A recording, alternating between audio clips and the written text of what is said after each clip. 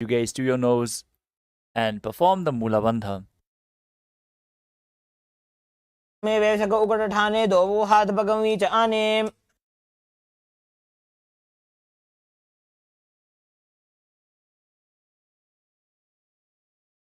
The next asana is Kanipavasana.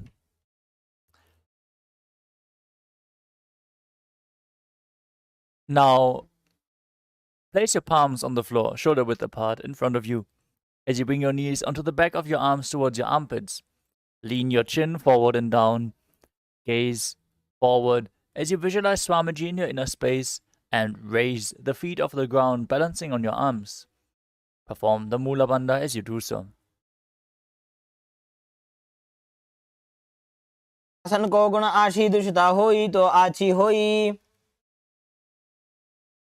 The next asana is Kapali Asana. This is going to be the first inverted posture. If you have any blood pressure related issues or any neck or upper back injuries, take it slow in performing any of the inverted postures. If you feel unsure, you can use a wall for support to stabilize yourself. Now place your hands on the ground, shoulder width apart. Bring the top of your head onto the ground. As you form a triangle between your hands and your head, bring your knees onto your elbows, then align your hips with the shoulders and straighten your legs up. Gaze to the nose, visualize Swamiji in your inner space and perform the Mula Bandha. इसी शीशा धरती टेगी पगदो वो मिलिबा ऊंचा को करे.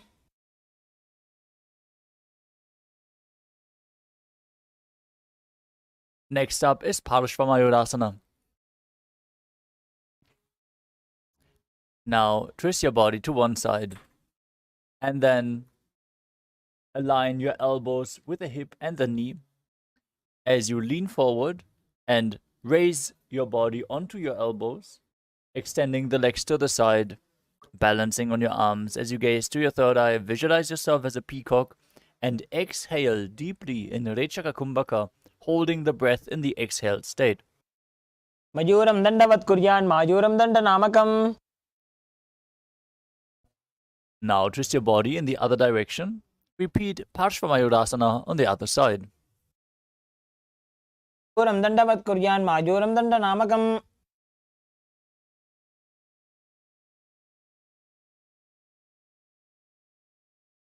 The next asana is Bhairaganathasana.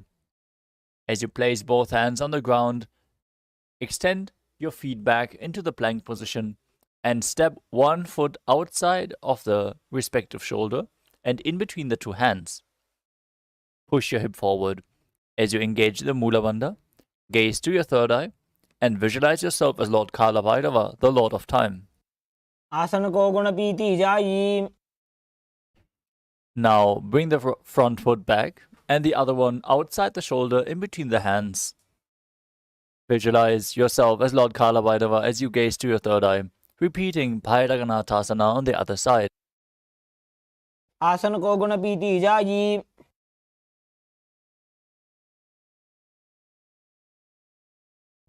Step your feet back into the plank position and bring your forearms to the ground as you walk your feet forward and raise your hips.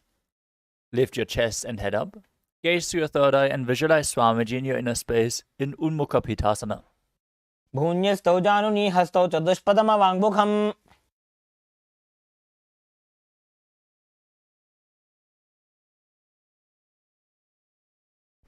From Tadakshvasana, the plank position, rotate your body onto one hand and raise the opposite hand up towards the sky. Keep the balancing hand directly beneath the shoulder. Raise your hips and gaze up as you visualize yourself as Sage Vashishta in Vashishtasana.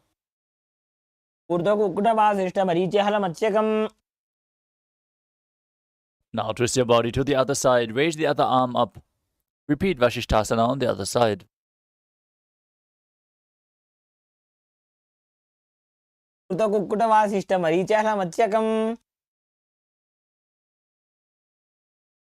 Now come to a seated posture with your legs extended forward, heels down, toes pointing up. Bring your hands beneath the buttocks with the palms facing up. Keep your spine straight, elbows close to your body.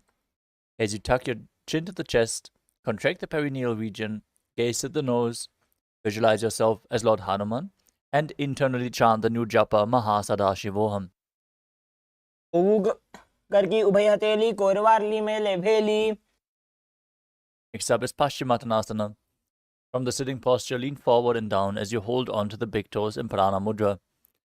Bring your head as close to your knee as possible as you visualize Swamiji in your inner space and engage all three bandhas. जानो परिललाटन्तो पश्चिमं ताणमुच्यते.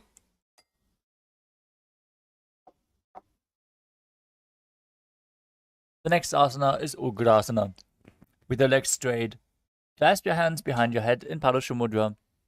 Lean your chest forward and down and bring your head to the knees by the strength of your core. Engage all three bandhas as you visualize Kali in your inner space. पाणिभ्यां दृढं धृत्वा जानो परिशिरोऽन्यसेत्. Next up is Marichi Asana. Now visualize yourself as Sage Marichi as you sit with the legs extended and bring one heel to the groin, raising the knee. Reach your arm in and around the raised knee, clasp your hands behind your back. Bring the chest to the thigh, head to the knee and perform the Mula Bandha. उत्तानपादं क्रौञ्चं च मरीचिं वीरभद्रकम्. The next asana is Mahamudrasana. From Marichi Asana, let the knee fall to the side onto the ground as you reach and hold the front foot, keeping the legs straight. Bring the chest forward and down, engage all three bandhas as you gaze to the tip of your nose and visualize Swamiji in your inner space. महामुद्रां प्रवक्ष्यामि तन्त्रेऽस्मिन् मम वल्लभे. Next up is Marichi Asana. Now sit with your legs extended. Bring the other heel to the groin.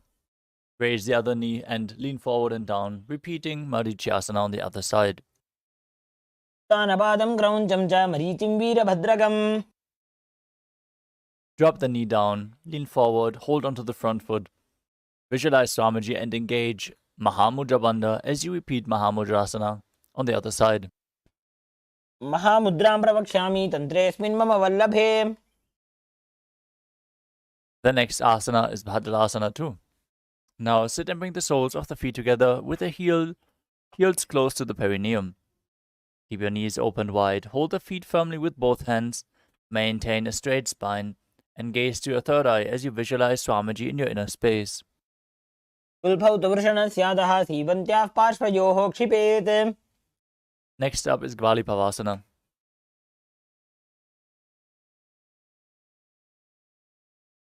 Now, from Bhadrasana, extend the feet away from the body. Keep the toes together, heels apart, knees open. Place your hands on the respective knees and tuck the chin to the chest. Gaze to the nose, visualize Swamiji in your inner space, and perform Jalandhara Bandha and Mula Bandha.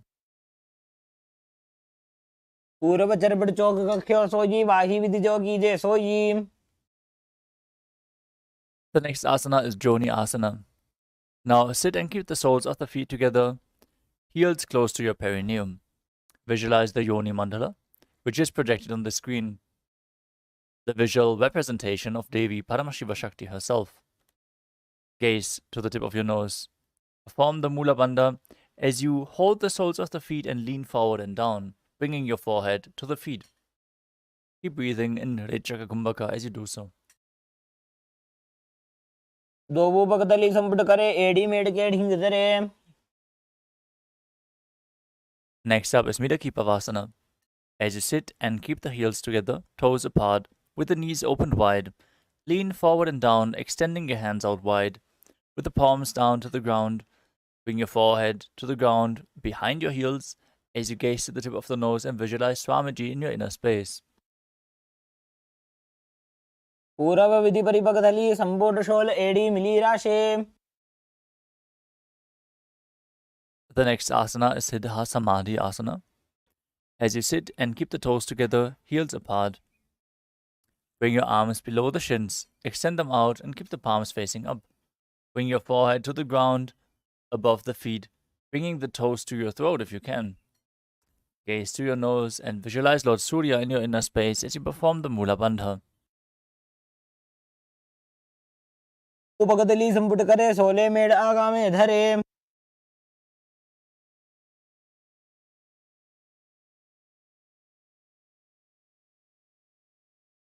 The next asana is Chinakipavasana.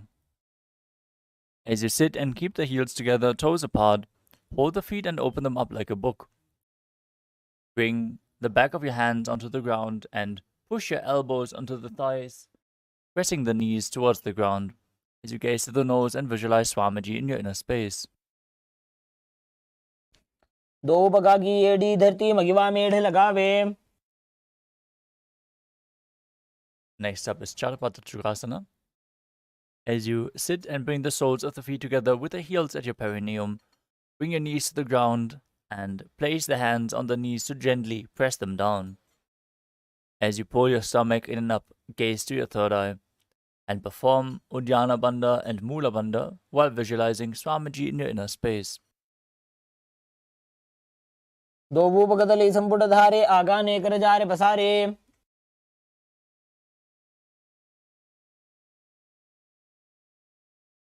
The next asana is Bhairavasana. As you sit and bring the soles of the feet together with the knees open wide, lift your heels up and bring the toes down to the ground. Keep the knees on the ground, pull your stomach in and up, and place your hands on the knees in Bindu Mudra. Gazing towards your third eye, visualizing yourself as Lord Kala Bhairava as you perform Uddiyana Bandha and Mula Bandha. गुल्भौ संबीड्य जान्योन्यं व्युत्क्रमेणोत्थितं शनैः। The next asana is Samanasana.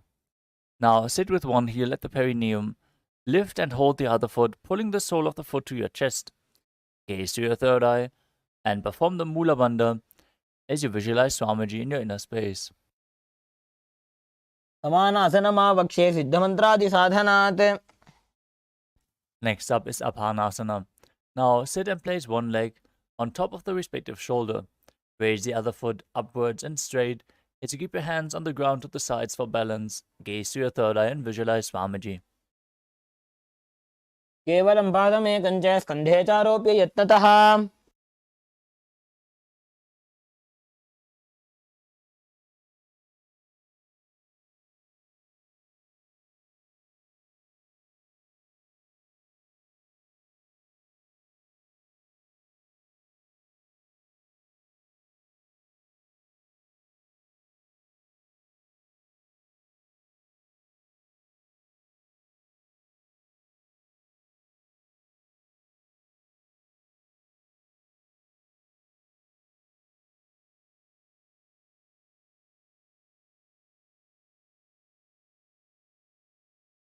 The other, stacking the knees at the center of your body. Keep the heels outside of the hip. As you place your hands on top of the stacked knees, gaze, breathe in Siddhkari Kumbhaka with your tongue pressed against the palate of your mouth, hissing through your teeth without your tongue touching the teeth. Perform the Mula Bandha and internally chant the new japa Om Nithyanandoham.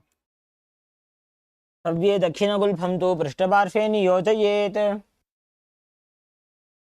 Next up is Anasuyasana. From Gomukhasana position, hold the big toes with index and middle fingers. Relax your shoulders, pull your stomach in and up, contract the toes and visualize Anasuya. नीचे उठाने बाहों ताकि ऊपर आने। Now, interlace your fingers behind your back and lean forward and down, bringing your chin over the knee and the nose to the ground if you can. Visualize yourself as Rishika Anasuya as you gaze to the nose in Anasuyasana too. जीमणा गोदा की संधि उपरिडावा गोड़ा की संधि। Next up is Garudasana too. Now sit on the ground with one heel pressed against the perineum. Keep the opposite foot flat on the ground in front. As you keep your spine tall, chest out, hands on the respective knees, gaze to the nose and visualize yourself as Lord Garuda. डावो बगमोड़ी माहिलो गुल्भमूल द्वारणी चैदे। Perineum on top of the heel. Interlace your fingers behind your neck. Twist your body outside of the raised knee as you gaze to your third eye and visualize yourself as Sage Narada in Naradasana. पिष्ट जो आम पगदली केरी भूपरिता ही लगावे फेरी।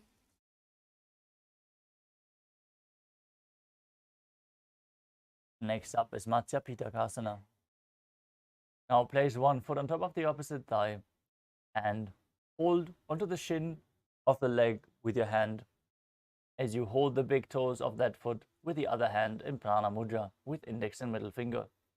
Gaze to the nose, visualize Matsya, the fish avatar of Vishnu, as you perform the Mula Bandha. वामेन वामांगुष्ठन्तो गृहीतं मत्स्यपीठकम्। Now stack your knees again with the other knee over top as you repeat Gomukhasana, the cow face posture on the other side. कव्ये दक्षिणगुल्फं तो पृष्ठपार्श्वे नियोजयेत्। Now hold onto the feet in the same position, repeating Anasuriyasana on the other side. घोड़ों नीचो ठाने बाबों ताके ऊपर आने। Interlace your fingers behind your back, lean forward and down, bring the nose to the ground as you repeat Anasuriyasana too. जीवना गोदा की संधि उपरिडावा गोड़ा की संधि।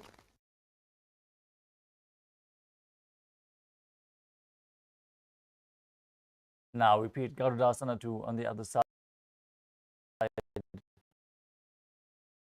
pressing your perineum with the other heel, foot to the foot, flat on the ground. Visualize yourself as Lord Garuda. डाबो बगमोडी एडी माहिलो गुल्फमोलद्वारिणी चैदे। From Garudasana 2, raise your perineum on top of the heel. Interlace your fingers behind your neck and twist your elbows outside of the raised knee in Naradasana on the other side. इष्टि वाम पगदली केरी भूपरिता ही लगावे फेरी। Now repeat Matsya Pitakasana on the other side as you place the other foot on top of the opposite thigh and hold onto the shin and the big toe, visualizing Matsya, the fish avatar of Lord Vishnu. वामेन वामांगुष्ठन्तो गृहीतं मत्स्यपीठकम्। The next asana is Matsyendrasana. Now place one foot on top of the opposite thigh and place the opposite foot flat on the ground with the knee raised. Twist your elbow outside of the raised knee, bring the hand to the neck and place the other hand on the ground behind you as you gaze up and back towards your third eye, visualizing Sage Matsyendranath, the master of Hatha Yoga, still breathing in Sitkari Kumbhaka, hissing through your teeth and engaging the Mula Bandha in Matsyendrasana. उदरं पश्चिमाभासं कृत्वा तिष्ठति यत्ततः। From Matsyendrasana, extend the front arm down to the foot, hold onto the big toes, big toe in Prana Mudra if you can, and hold the opposite ear with the other hand. Twist backwards, gaze up, visualize yourself as a camel in Kubasana. आसन को गुण झोलो जाए।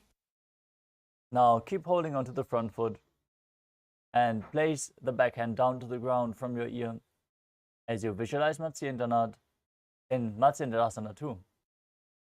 मत्स्येन्द्रपीठं जठरप्रदीप्तिं प्रचण्डरुक्मण्डलखण्डनास्त्रम्। Now exchange the position of your feet, straighten your legs out and place the other foot over top of the thigh. Twist your elbow outside of the raised knee with a raised hand towards your ear. Place the back hand on the ground. Twist back and up. Visualize Sage Matsyendranath. उदरं पश्चिमाभासं कृत्वा तिष्ठति यत्ततः। Extend the front hand to the foot in Prana Mudra. Place the other hand on your ear as you twist backward, gaze up and visualize yourself as a camel in Kubasana on the other side. आसन को गुण झोलो जाए। Place the back hand down to the ground. Gaze up to your third eye. Visualize Sage Matsyendranath. Repeat Matsyendrasana too. मत्स्येन्द्रपीठं जठरप्रदीप्तिं प्रचण्डरुक्मण्डलखण्डनास्त्रम्। The next asana is Padmasana. As you sit and place your feet on top of the opposite thighs, place your palms on top of the respective knees. Engage all the bandhas, gaze through your nose, and visualize yourself as Lord Shiva. as you start breathing in Sitali Kumbhaka, this time pressing your tongue against the back of the teeth while hissing through the teeth while inhaling. Engage all Trivandhas and internally chant the new japa Om Nithyananda Paramashivam. आसनं द्विविधं प्रोक्तं पद्मं वज्रासनं तथा. Next up is Padmasana 2. Now, remain seated in Padmasana, cross your arms in front of the body and hold on to the big toes in Prana Mudra. Gaze to the tip of the nose as you visualize yourself as Goddess Parvati, the consort of Lord Shiva, and perform the Mula Bandha. तानौ चरणौ कृत्वा ऊरु संस्थो प्रयत्नतः. Next up is Kukutasana. As you sit in Padmasana, place your palms on the ground in between the two thighs and then lift your body up off the ground, balancing on your arms. Visualize yourself as a rooster as you breathe through your nose in Sahadra Kumbhaka and perform the Mula Bandha. पद्मासनं सुसंस्थाप्य नान्भोरौरन्तरे करौ. Next up is Baddha Asana. As you rise up onto the knees from Padmasana, place your palms on the ground, fingers pointing backwards. Lean onto your elbows, extending the knees up behind you, balancing on your arms. Try to keep your body as straight as possible as you visualize Swamiji in your inner space and perform the Mula Bandha. धरामवष्टभ्यकरद्वयेन तत्कोर्परि स्थापितानाभिपार्श्वः. Next up is Mayurasana. While on your knees, place the palms on the ground, fingers pointing towards your body. Keep the elbows at your navel. Lean forward, find balance, and extend your legs straight this time as you visualize yourself as a peacock and perform the Mula Bandha. अथ वक्षे Mahadev मयूरासनमुत्तमम्.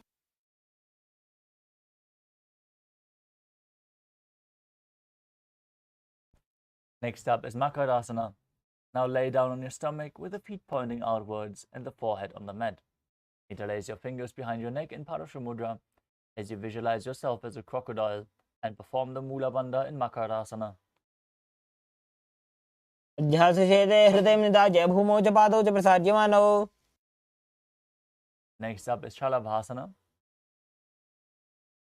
As you lay on your stomach, keep your hands on the ground beside you. Raise your legs up, including the thighs. Raise your whole legs up to the sky as you visualize yourself as a locust. अध्यासशेते करयुग्मवक्षौ भूमिमवष्टभ्यकरयोस्तलाभ्याम्. Next up is Ushtrasana. Now lay down on your stomach, bring your hands to the feet and pull the feet down towards the ground outside of the hips. Visualize yourself as a camel as you perform the Mula Bandha. अध्यासशेते पदयुग्मव्यस्तं पृष्ठे निधायापि धृतं कराभ्याम्. Next up is Dhanurasana. From Ushtrasana, tighten the grip on your feet, kick the legs back and up as you simultaneously lift your chest off the ground, raise your head, gaze to your third eye, and visualize yourself as Lord Shiva's bow. प्रसार्य पादौ भुविदण्डरूपौ करौ च पृष्ठे धृतपादयुग्मम्. The next asana is Bhagasana. Come to a kneeling posture with your feet flat, toes together behind your body, sitting in between the two heels with your perineum down to the ground. Gaze to your third eye as you visualize Swamiji in your inner space. Breathe calmly through your nose and internally chant the new japa Om Nithyananda Paramashivoham. उल्टा मोड़ी पाव दो वैसे बहरो जुगति करे एक ऐसे.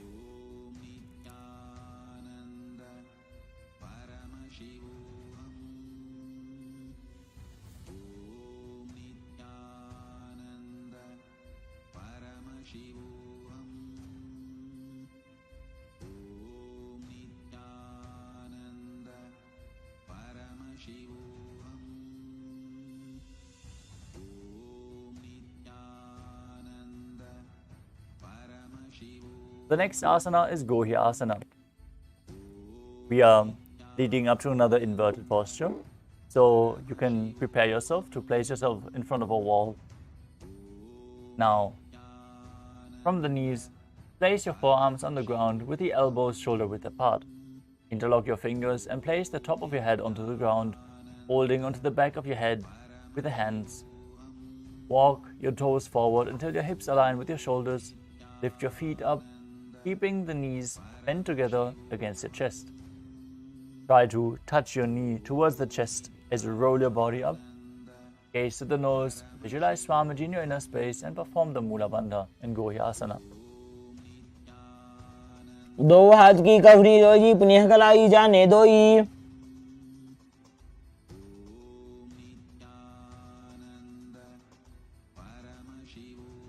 From Gohyasana, extend your legs up straight into Shirshasana. Now gaze to the nose, visualize Swamiji in your inner space and perform the Mula Bandha. विपरीतं मण्डलं च द्विधैव विदितं हिनः.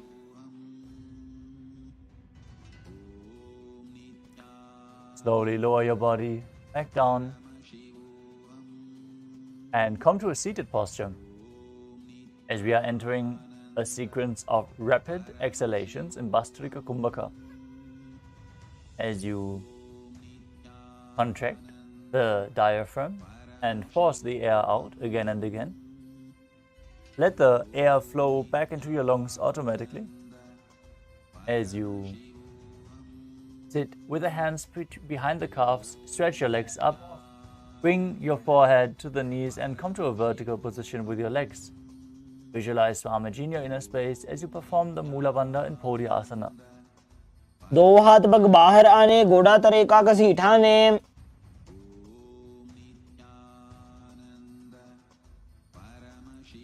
Next up is Parighasana.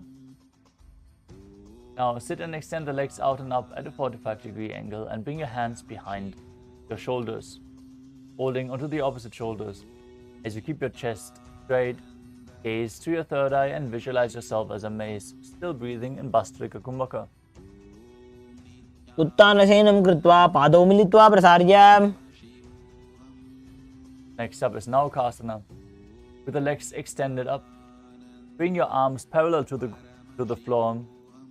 Keep your chest straight, gaze to your third eye and visualize yourself as a boat. उत्तानसेनं कुर्पराभ्यां भूमिमष्टभ्याम्.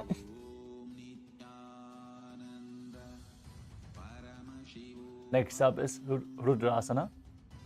As you sit and lift the feet up, scoop your hands under the heels and pull your feet towards your chest. Keep your spine upright, gaze to the tip of your nose, visualizing yourself as Lord Rudra, still breathing in Bastrika Kumbhaka. पगदली संपूट करी हाथस्यो पग ऊंचाई.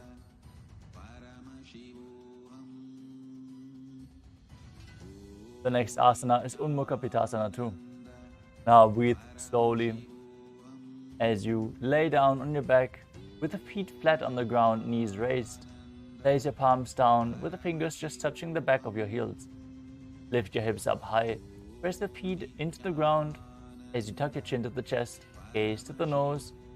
Visualize Swamiji in your inner space and perform the Murcha Kumbhaka, which is holding the Jalandhar under the throat lock as you exhale through your nose. Engage the Mula Bandha as you do so. ऊर्ध्वे च जानुनी कृत्वा शवित्वोर्ध्वमुखं तथा उत्थाप्य हस्तौ तिष्ठेतु पीठ उन्मुख नामके. Now lay down flat on your back. Place the hands at the side of your hips with the palms facing up. Contract the perineal region and pull the Kundalini Shakti up along your spine from Muladhara to Brahmarandra. Relax. Now visualize that your body is dead and Swamiji, Supreme Pontiff of Hinduism, is liberating you. Internally chant the Mahavakya. Om Nithyananda Paramashivoham. उत्तानं शववद्भूमौ सजनं तु शवासनम् शवासनं श्रान्तिहरं चित्तविश्रान्तिकारकम्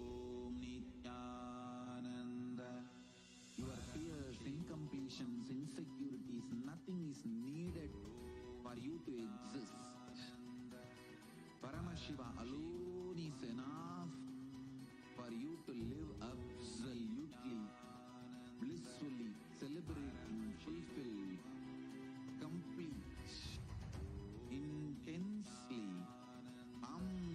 Paramashivoham. Om Nithyananda Paramashivoham.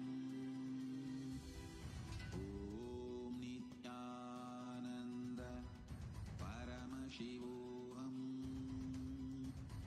Om Nithyananda Paramashivoham.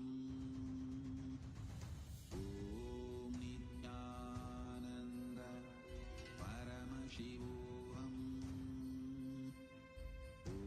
Om Nithyananda Paramashivoham. Om Nithyananda Paramashivoham. Om Nithyananda Paramashivoham. Om Nithyananda Paramashivoham. Om Nithyananda Paramashivoham. Om Nithyananda Paramashivoham. Om Nithyananda Paramashivoham. Om Nithyananda Paramashivoham.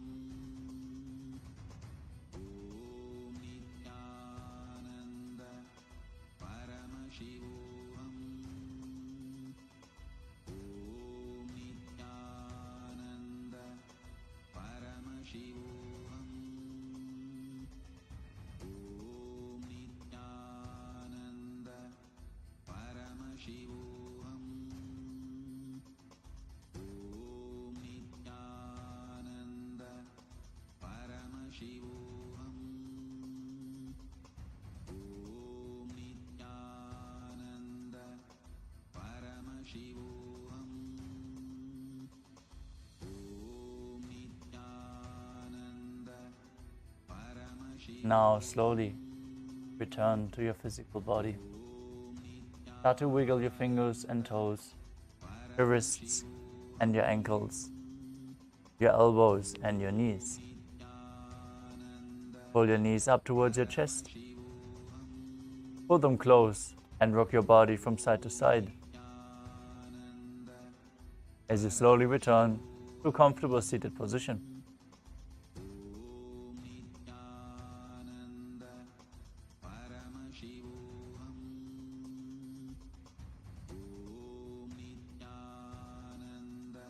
Congratulations! You completed the first 108 asanas of the sequence, which form the Pratama Vinyasa Krama. We are now going to continue with the next asana of the sequence, which is Yathasanishthasana. Now sit in a posture that brings ease to your physical and mental space. As you bring your hands on top of the knees in Bindu Mudra, visualize Swamiji in your inner space and perform the Mula Bandha.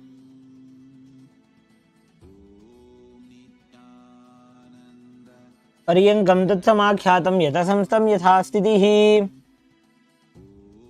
We want to take this opportunity to thank all the participants for joining early today. But we would like to request everyone to please switch on your camera and make sure your room is well lit. We see many faces from the last season of Paramashivoham. Nice to see you all again and back with us in yoga practice.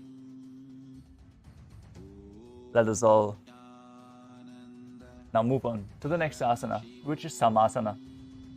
Sit in a cross-legged posture with your hands on the knees in Bindu Mudra. Take a long, deep inhalation and hold your breath. After exhaling, inhale and exhale deeply as you visualize Swamiji in your inner space and perform the Mula Bandha. इदानीं गर्भिणीनां योगाभ्यासो यथा लघु. Asana is Muktasana.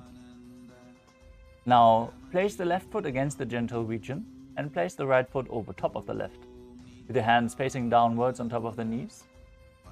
As you gaze to the nose and visualize yourself as a sage liberated by the Supreme Pontiff of Hinduism. निपीड्यसीविनीं सूक्ष्मां दक्षिणेतरगुल्फतः. Next up is Siddhasana. Maintain the same posture. Switch your gaze to the third eye and visualize Swamiji in your inner space.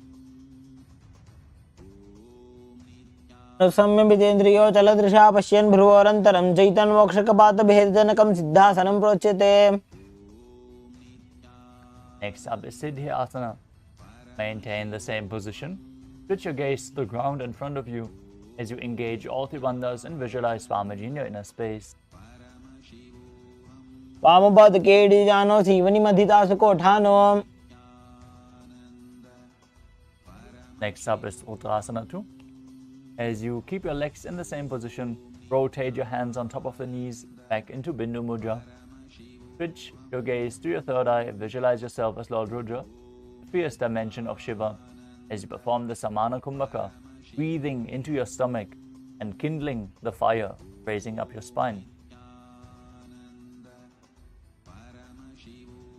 वामचरणपरिदर्शन राखे एकजुगति ऐसे विधि राखे.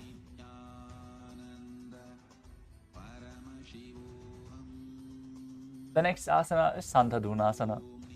Now maintain the same position.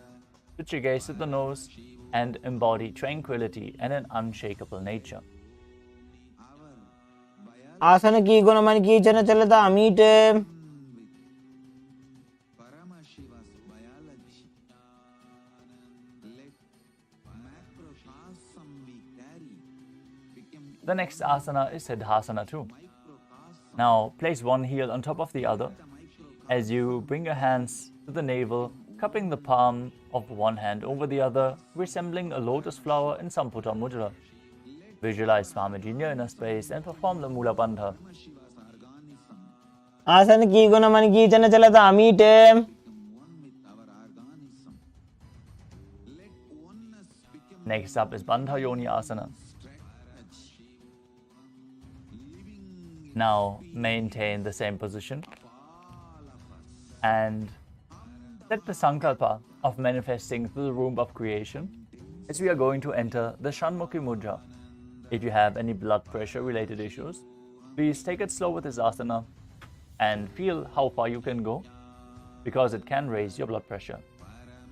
Now contract the perineal region in the Mula Bandha and exhale fully as we enter the Shanmukhi Mudra. Now, place the little fingers beneath the bottom lip, ring fingers above the upper lip, little fingers closing the nostrils, index fingers closing the eyes, and the thumbs closing the ears, blocking all the five senses. यत्र मध्ये महादेव बन्धयोन्यासने शृणु.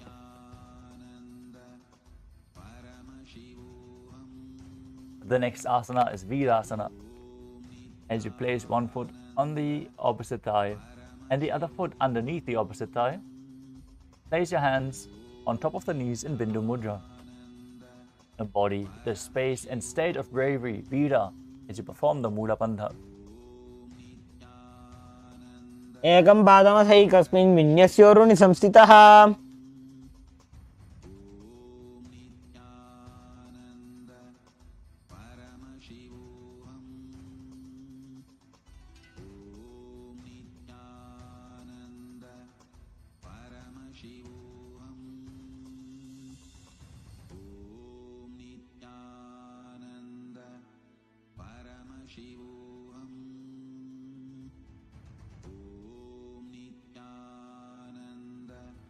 The next asana is Valmikasana. Now keep the left heel on the right side of the regenerative organ with the toes under the thigh and the right foot on the left leg with with the toes by the knee. Keep your hands on the knees in Bindu Mudra, gaze to your third eye, and visualize Valmiki, the great sage, poet and author of Ramayana in Valmikasana. डावा पग की पगधली पुनी एड़ी है जो ये. Next up is Joni Mudrasana. Keep your legs in the same position, with the left heel pressed against the perineum, right foot on the thigh. Switch your gaze to the nose as you visualize the Yoni Mandala, the visual representation of Devi Paramashiva Shakti herself. Perform the Mula Bandha as you do so. वाम पाद की पगधली जाहि माहिली कोरे. Now place your hands flat on top of the knees as you enter Yoni Asana. Keep the feet in the same position. Switch your gaze to the third eye. Visualize the Yoni Mandala as you perform the Mula Bandha. पुण्यासनं पर्वतेन योगं योगफले नीलम्. Next up is Padmalasana 3. Now sit and bring the soles of the feet together in front, holding them with both hands. Bring your knees down towards the ground as much as you can. Gaze to the nose and visualize Lord Virabhadra in your inner space as you perform Uddiyana Bandha, the stomach lock, and Mula Bandha, the root lock. गुल्फौ च वृषणस्याधो सीवन्त्याः पार्श्वयोः क्षिपेत्.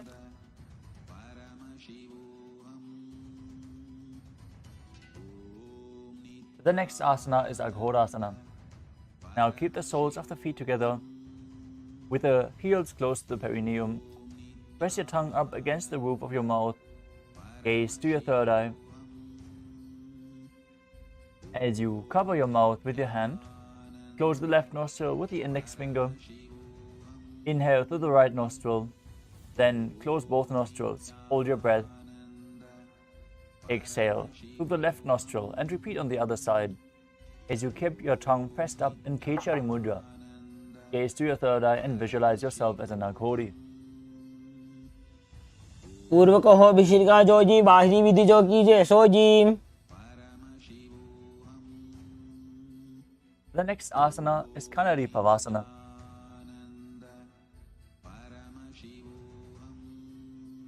Now bring the feet together in front, with the toes together, the heels apart.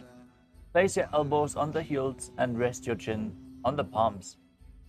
Gaze to the nose, engage Uddiyana Bandha and Mula Bandha as you visualize yourself as a female elephant drinking water. Perform Uddiyana Bandha and Mula Bandha and breathe in Rechaka Kumbhaka, exhaling fully. Gauri पाव आसन कक्ष्यो है जैसे Yahoo में जाने विधि तैसे.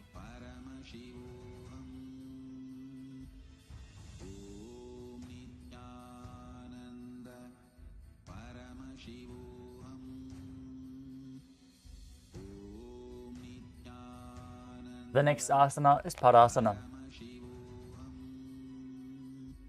Now sit with the knees raised, arms between the thighs and calves. Interlace your fingers and raise your feet off the mat. Visualize Swamiji in your inner space as you gaze to the nose and perform the Mula Bandha. ततोर्ध्वम्रे च येत् वायुं मृदुनिश्वास संयुतम्.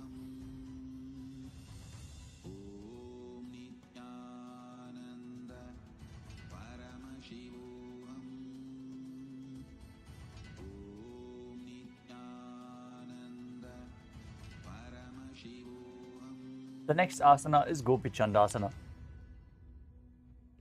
Now interlace your fingers around the feet with the soles together, toes at the groove of your throat, with the heels touching your chest. Keep your chin on the hands and gaze to the nose as you embody the state and space of a king. As Paramashiva पूर्व विधि बगा का अंगूठा कंठ को पिराशे. with 25 heads and 75 eyes and 50 hands. Visualize, meditate, connect with him. He is a living, alive being. Drop your form into his form and dissolve. Remember, you are a saru. The next asana is Uddarasana. Is dissolved into his Sit with the soles of the feet together, insert your hands underneath the legs and hold the feet with interlocked fingers. Bring your feet up to your chest, the head down, touch the chin to the soles and gaze to the nose. Visualize your body free from any defects as you perform the Mula Bandha. ದ್ವೌಪಗದಲ್ಲಿ ಸಂಪುಟಾನೆ ಉಭಯ ಹಸ್ತಕರಿ ಉರದ ಹಿತಾನೆ.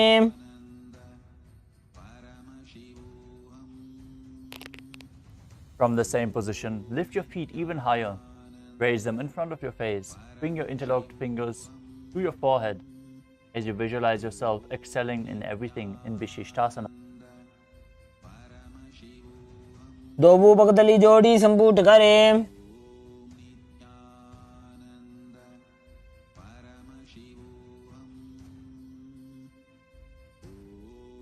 The next asana is Bhujasana. From a seated position, lift both legs over top of the respective shoulders.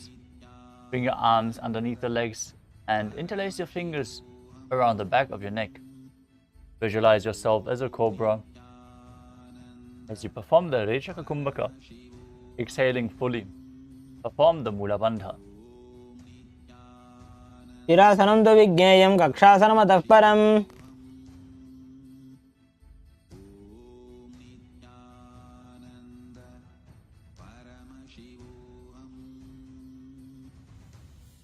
The next asana is Kalyanasana. Now maintain a seated posture, raise your legs up and bring the elbows under the knees as you wrap your arms around the back with the palms clasped behind.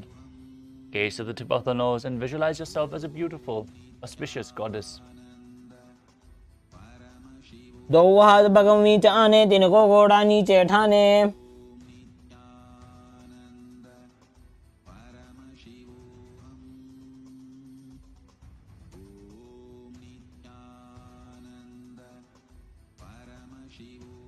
The next asana is Sankatasana.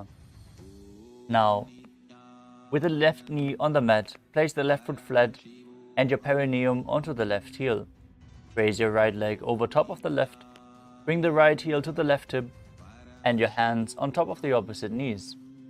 Visualize yourself as a swan as you breathe in Ujjayi Pranayama, making an ocean-like sound with your mouth.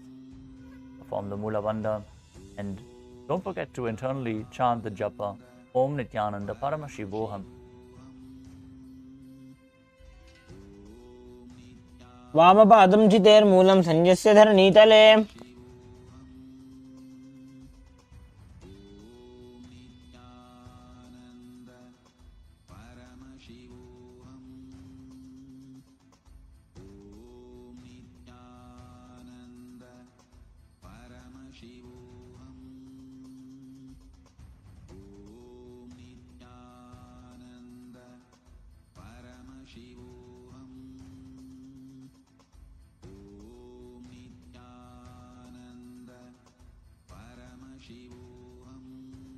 The next asana is Dhenukasana. Now slide the left heel outside of the hip. Place both hands on top of the stacked knees on the thighs as you visualize a cow in your inner space and perform Uddiyana Bandha and Mula Bandha. अनुषागी Nagar पंचडं वृषिलिंद गल्यम्नी.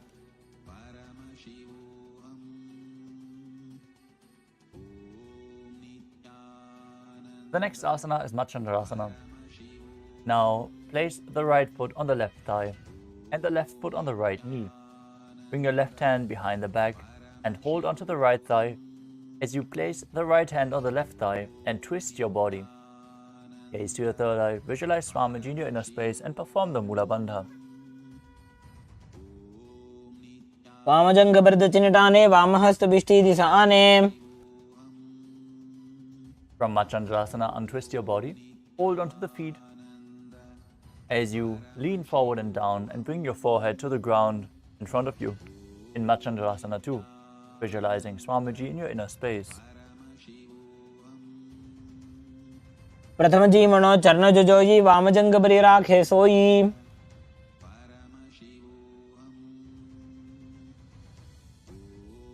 Maintain your feet in the same position and interlace your fingers, placing them on the top knee as you engage all three wonders and visualize Swamiji, your Guru, in Guru Asana. ऊर्मूलेत्रपादस्य कनिष्ठिकाप्रदेशगुल्फं संस्थाप्य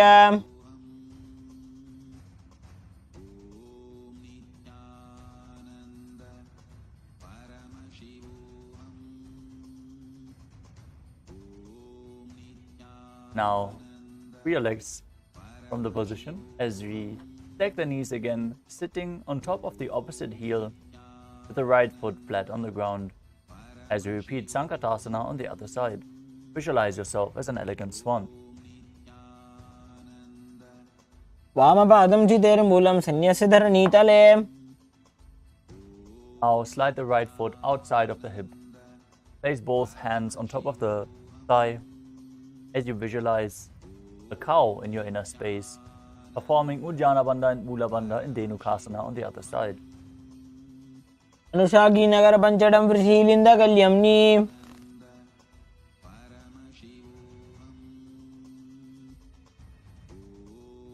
Now place the left foot on the right thigh and the right foot on the left knee, twisting your body by bringing one hand behind, holding onto the opposite thighs, gazing back and up to the third eye in Machandrasana on the other side. वामजंग प्रदक्षिणटाने वामहस्त बिष्टि दिशा आने Now untwist your body and hold on to the feet as you lean forward and down, bring the forehead to the ground in Machandrasana too on the other side. प्रथम जीवनो चरण जोजी वामजंग बरी राखे सोई Now interlace your fingers and place the hands on the top thigh, on the top knee, as you engage your Bandhas and visualize Swamiji, your Guru, in Guru Asana. ऊर्मूलेत्रपादस्य कनिष्ठिकाप्रदेशगुल्फं संस्थाप्य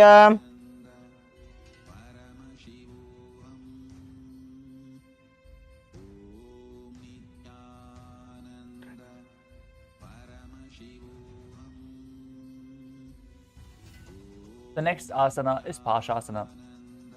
As you sit with the feet flat on the ground, knees against your chest, hands holding onto the opposite knees. Keep your thighs together, spine straight, and press your tongue against the roof of your mouth. As you visualize Swamiji in your inner space, gaze to your third eye and perform the Mula Bandha. पादतले भूमो निधाय जानु निवृसि निधाय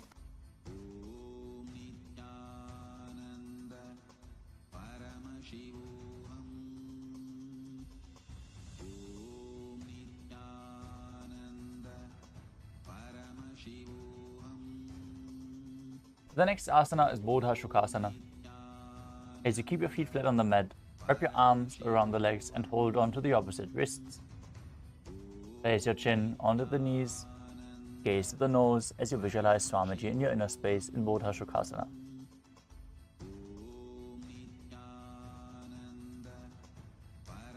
दो भगदली भूपरिधरे कोरमा हिलिये से करे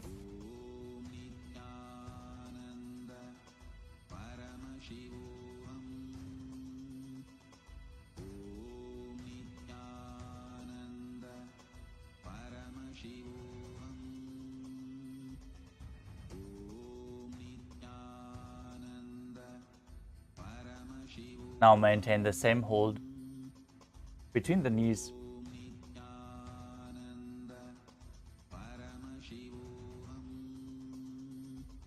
From the same position, place your arms under the knees and hold on to the opposite elbows. Gaze to the nose. Visualize Swamiji in your inner space as you perform the Mula Bandha in Kudakatasana. दो हाथ पग बाहर ल्यावे गोडा नीचे ले टहरावे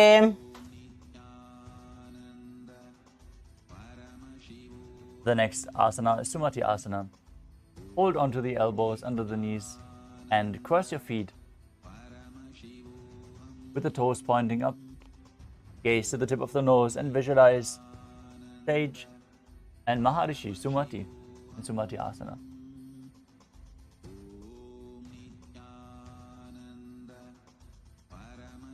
मूलद्वारि धरती परिठाने डावा पग परिदश पद आने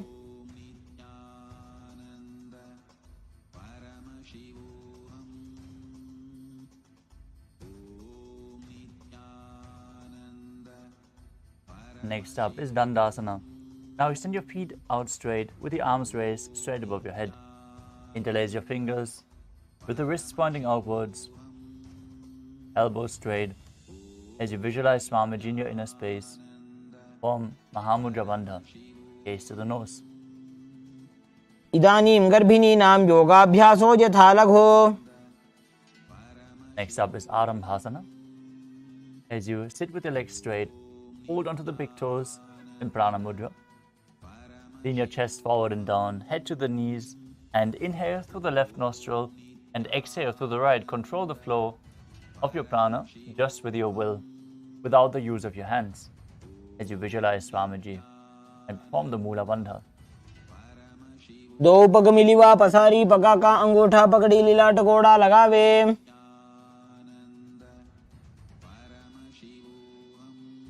Next up is Bhidokasana.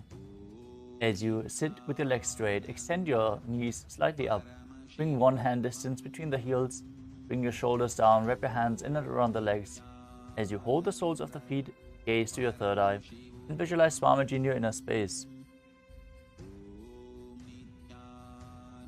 प्रथम बेसी दो पा पसारी कचक ऊर्ध को कुरडो डारे.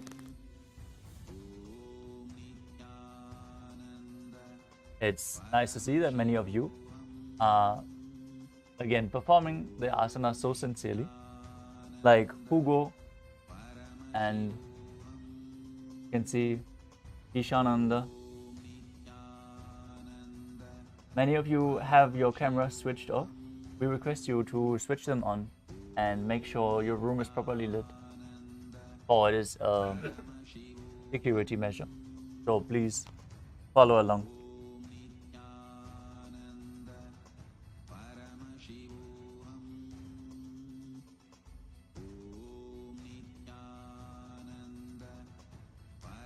The next asana is Jalandhari Pavasana. As you extend both legs out with the heels together, place your chin on the heels. As you insert your hands below the legs, keep your elbows together on the ground along with the fingers, with the palms facing upwards. Gaze to the nose, visualize Swamiji in your inner space and perform the Mula Bandha.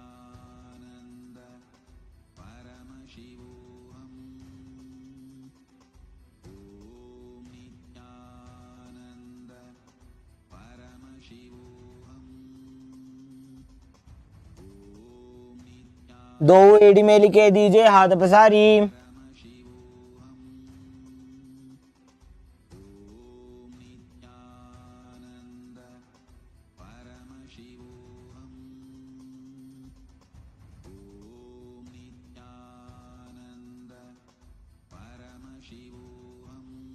The next asana is Urdhva Paschimottanasana.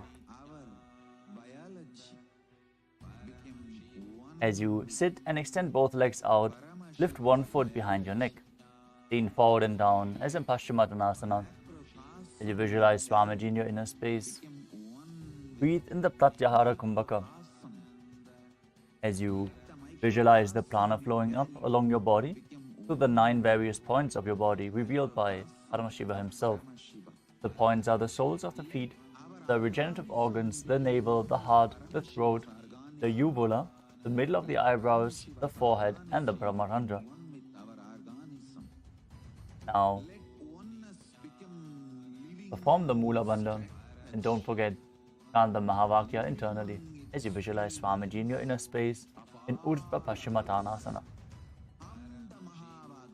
चिमतानवत् संस्थितिं कृत्वा एकं पादं ग्रीवायां धृत्वा तिष्ठेत्. With your legs still behind your neck, lean backwards and straight. Keep the opposite leg extended down. Hold onto the foot with the other hand. As you gaze to the nose, visualize yourself as being infinite, endless, eternal, Ananta, in Anantasana. उत्तानशयनि एकैकं पायी ग्रीवायां विन्यस्य.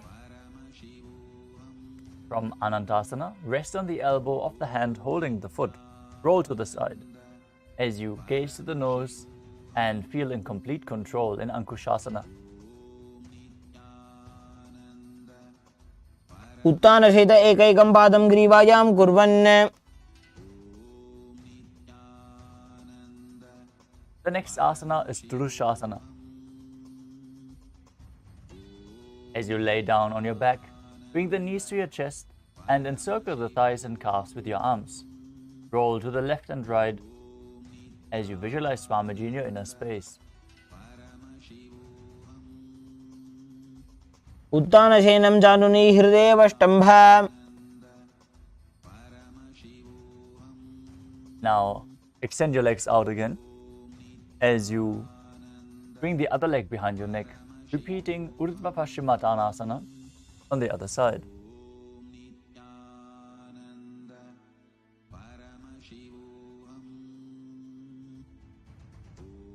मतानवत् संस्थितिं कृत्वा एकं पादं ग्रीवायां धृत्वा तिष्ठेत्. Now lay back, straighten your body, hold onto the foot with the other hand, repeat Anantasana on the other side. उत्थानशयनी एकैकं पायी ग्रीवायां विन्यस्य. Now roll onto the side of the elbow, holding onto the foot as you feel in complete control in Ankushasana on the other side. उत्थानशयित एकैकं पादं ग्रीवायां कुर्वन्. Next up is Yoga Nidrasana. As you lie on your back, lift your legs one by one up behind your head. Hold your hands behind your back as you gaze at the nose and visualize Swamiji in your inner space. पादाभ्यां वेष्टयेत् कण्ठं हस्ताभ्यां पृष्ठबन्धनम्.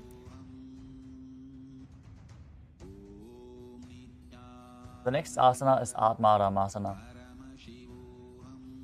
As you're laying on your back, raise your legs towards your head, wrap your hands around the legs and interlace your fingers behind your neck. Gaze to the nose as you visualize Lord Vishnu blessing you from within and perform the Mula Bandha. Atmaram आसन प्रथम सुधोसो वे. Next up is Kochikasana. Lay on your back with your knees to the chest, the soles facing up. Extend your arms sideways. Gaze to your third eye as you visualize Swamiji in your inner space.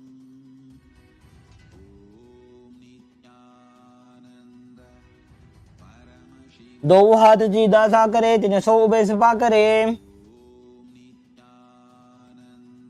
Next up is Jatara Parivritti. This asana consists of 3 steps. First, we are going to enter a neutral position. So, lay on your back with the knees to the chest, the arms extended out to the side at shoulder level.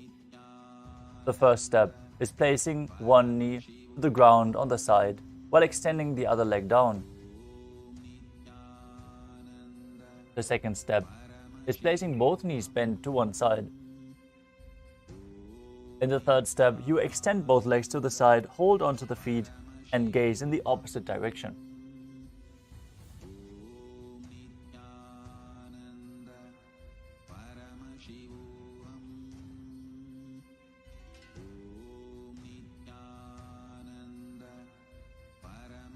परिवृत्य कुक्षि भागे त्रिधा हि परिकीर्तितः. Now we turn to the neutral position. With the arms extended to the side, knees to the chest, feet up. Then bring the other knee down to the side. Bend the opposite leg. And then bring both knees bent to the side. And extend both legs to the side, hold onto the feet and gaze in the opposite direction.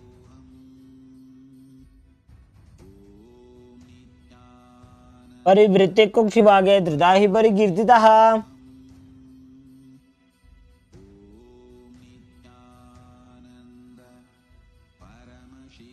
The next asana is Dviparapitam. Now lay on your back, bend your knees and place your feet flat on the ground. Hold onto the ankles and lift your hips up. Gaze to the tip of the nose as you visualize yourself as sturdy as a bridge. Form the Murcha Kumbhaka, which is keeping the Jalandhara Bandha engaged while exhaling through your throat. Perform the Mula Bandha and internally chant the Mahavakya. प्रतिक्रियायुतं द्वन्द्वपीठ सर्वबलप्रदम्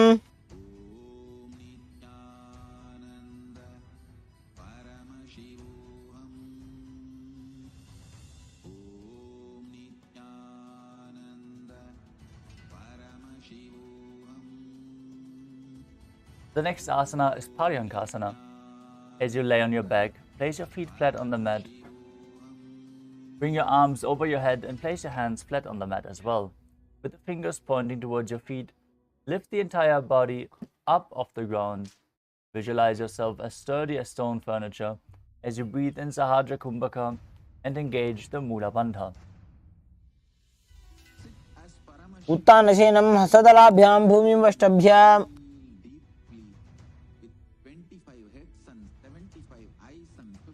Next up is Shvattanasana. As you lay on your back, with the knees to the chest, keep your hands on the shoulders and move your hips in a circular motion, visualizing yourself as a dog, playfully laying on its back. Form the Mula Bandha as you do so. शरीरं संस्थाप्य जानुनी सम्मील्य नाभोवाणीज्य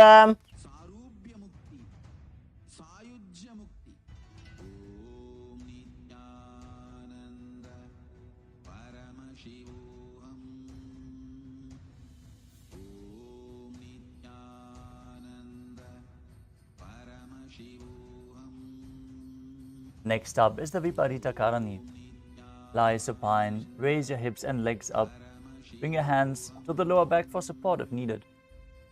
Keep your elbows and hands extended to the mat below, helping you balance the body as your legs are raised up straight. Move your legs round and round in a circular motion as you visualize Swamiji in your inner space and perform Jalandhara Bandha and Mula Bandha. भूतले स्वशिरो दत्त्वा खेनये चरणद्वयम्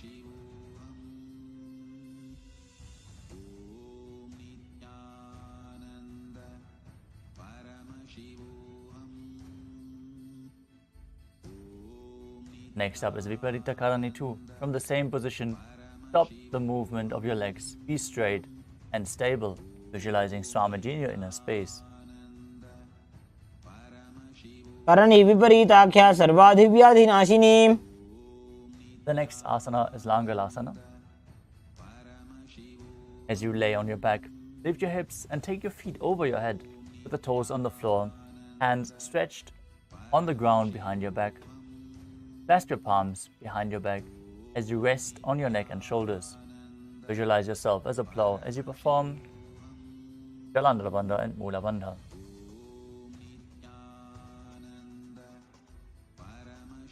नरकासने स्थित्वा नासिका प्रदेशे भूमौ पादपृष्ठे स्थाप्य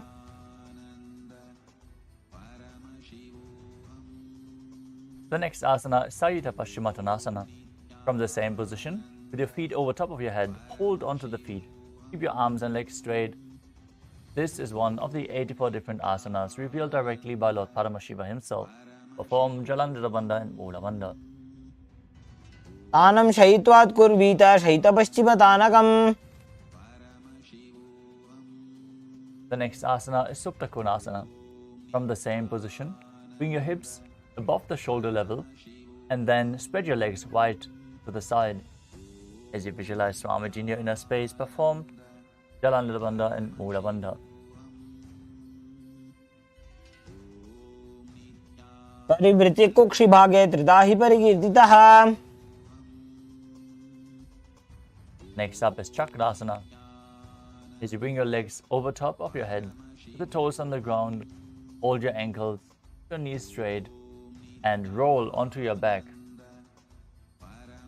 As you visualize yourself as a chakra, a wheel. शवासनस्तद्वौ पादौ कुर्यान्मस्तकतः परौ.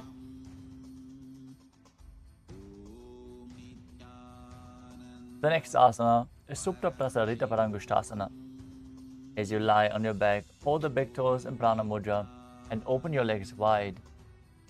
Now visualize Swamiji in your inner space. Breathe in the Ujjayi Pranayama, making an ocean-like sound with your mouth as you perform the Mula Bandha. तानपादं क्रौञ्चं च मरीचिं वीरभद्रकम्. Next up, Supta Padangusthasana. As you bring your feet together above your body, still holding onto the big toes in Prana Mudra. Visualize Swamiji in your inner space and perform the Mula Bandha. उत्तानपादं क्रौञ्चं च बरीचिं वीरभद्रकम्. Next up is Matsyasana. From Supta Padangusthasana, move your legs into Padmasana and then lay on your back. Hold the opposite elbows over your head and gaze to the nose, visualizing Matsya, the fish avatar of Vishnu. मुक्तपद्मासनं कृत्वा उत्तानशयनं चरेत्.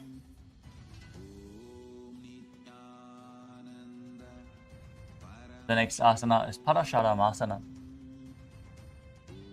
Laying on your back, with the legs in Padmasana, place the backside of the right hand onto the left palm.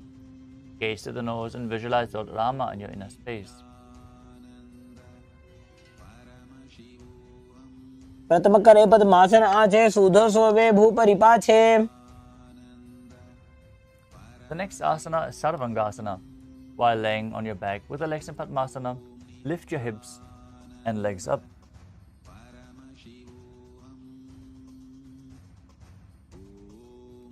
Keep your hands supporting your hips with the elbows on the floor. Tuck your chin to the chest and gaze to the nose, visualizing Swamiji in your inner space. अथवा क्षेत्र संक्षेपात् सर्वांगासनम् उत्तमम्. Next up is Vrishchikasana. As you lay on your back, one foot on the opposite thigh, lift the other knee towards your head and extend both arms up above your head. Poke your fingers forward and gaze to your third eye as you visualize yourself as a scorpion. प्रथमशयन सूधो शीशिकेशिकी सन्धि सुदाखे. Now place the other foot over top of the opposite thigh as you repeat Vrishchikasana on the other side. प्रथमशयन सूधो शीशिकेशिकी सन्धि सुदाखे. The next asana is a Vrishaparakshipasana. As you lay on your back, interlace your fingers around the neck, lift both feet off the ground, extending one leg straight and the other knee towards the chest. Alternate extending and raising the knee again and again as you visualize Swamiji in your inner space and breathe calmly through your nose in Sahadra Kumbhaka. उत्तानशयनं कृत्वा अङ्गुलिभ्यः कन्दरां बद्ध्वा. Next up is Maruttanasana. As you lay on your back, lift the legs one by one, touching your knees to the ears. Visualize Swamiji, perform the Mula Bandha. उत्तानवत् स्थितीकृत्वा जानुद्वयं पर्यायेन कर्णयोः संस्पृशेत्. Next up is Prakasana. While laying on your back, place the soles of the feet flat on the ground. Stand up and then sit back down as you visualize yourself as a wolf. अथ उत्तानशयनं कृत्वा पादतलाभ्यां भूमिं धृत्वा. Next up is Lutasana. As you lay on your back, quickly throw your legs above your head and completely roll over, finishing in a prone position. Repeat this again and again as you visualize Swamiji in your inner space. उत्तानशयनं पादौ शिर उल्लङ्घ्य भूमौ स्थापयित्वा. Now lay down flat on your belly. As you keep the hands on the ground by the shoulders, contract your lips and make the sound of a flute whistling while inhaling. In Saradhasana, visualize yourself as a chariot carrying warriors into a battle for Dharma on your chariot back. निब्जशयनं कृत्वा नाभिं भूमौ निधाय. Next up is Dehalyulanganasana. Now place your palms on the mat and push your body up into a plank position. Jump your legs forward and back in between the arms and feel yourself go beyond the body and mind.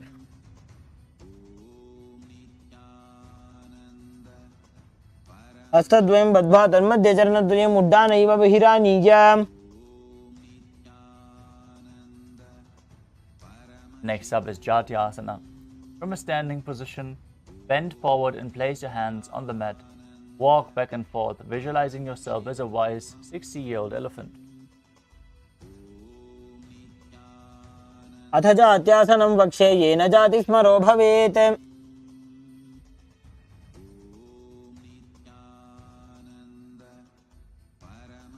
Next up is the Lolitika Karana. Now stand with your knees bent, feet pointing outwards, and bend your elbows. Keep the hands at the chest level. Swiftly move your arms across the body and bring them back to the center. As you tilt your head back, open up your chest towards the sky and move your head in all directions.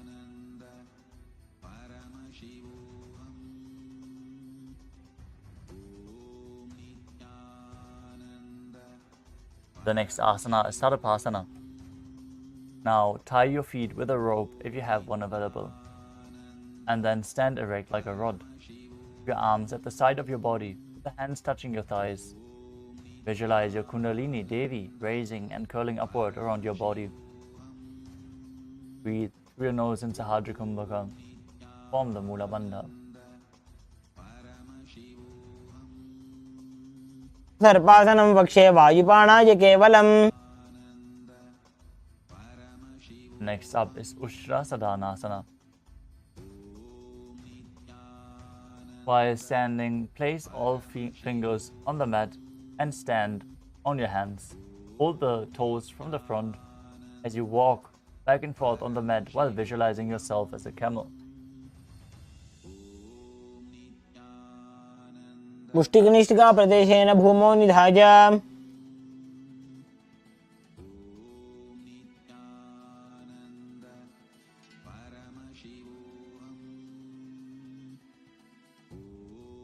The next asana is Ashvasana. Maintaining the same position, hold the feet from the outside and walk on the mat while visualizing yourself as a horse. मुष्टिकनिष्ठिका प्रदेशेन भूमौ निधाय। Next up is Kapotanitakasana. As you stand straight with the feet together, interlace your hands behind your back and pull them down towards your calves. Open up your chest while visualizing yourself as a soaring bird diving. Breathe in Sahadra Kumbhaka through your nose.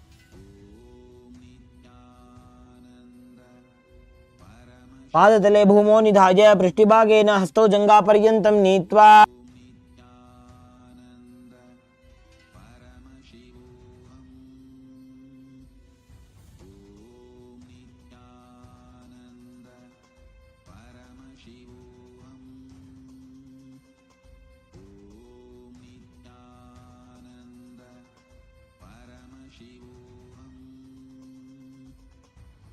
Next up is Talapushpa Putam Karana.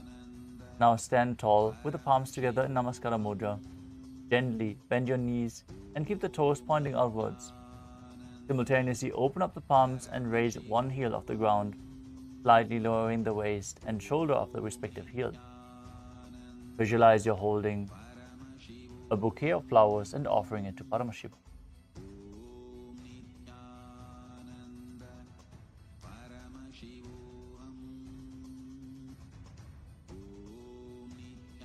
Next up is Khadgasana. As you lay on your stomach, visualize yourself as a rhinoceros. Gaze to the nose and then jump your feet up towards your hands, standing with the hands in Namaskara Mudra, forming the horn of the rhinoceros. भुजसर्तमासनं कृत्वा पादतलाभ्यां भूमिं धृत्वा। Next up is the Uttanottanam. Now, you can hold weights to intensify the practice of this asana. Sit down all the way to the ground or as low as you can and stand back up. Do this again and again as you gaze to the nose and visualize Swamiji in your inner space. पुनः पुनः उत्थातव्यम् असितव्यम् इति उत्थानोत्थानं भवति। Next up is Musalasana. As you stand up straight, raise your arms over your head and jump repeatedly, visualizing yourself as a mace. सरलं स्थित्वा ऊर्ध्वं बाहु नयेत्। Next up is Uchchiya Shakasana. From a standing position, pull the sole of one foot towards your belly. With the other leg, sit down and stand back up. Alternate this on both sides as you gaze at the nose and visualize Swamiji in your inner space. एकैकं पादतलं कुक्षौ निधाय Next up is the Parshvajanukarana. Now stand and keep one leg slightly bent with the toes pointing to the side. Bend and lift the opposite knee towards your chest, pointing the toes downwards. Keep your arms holding the knee with a hand in a fist. As you let the opposite hand hang down on top of the thigh with the wrists twisted and the fingers pointing towards the center of your body.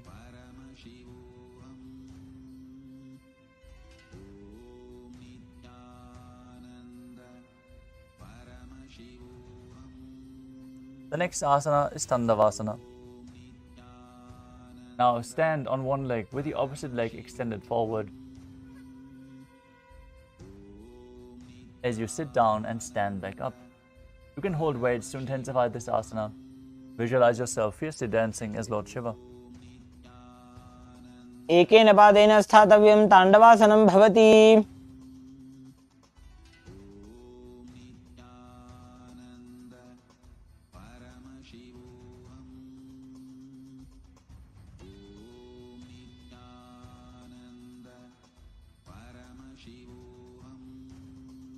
The next asana is Brahmanasana.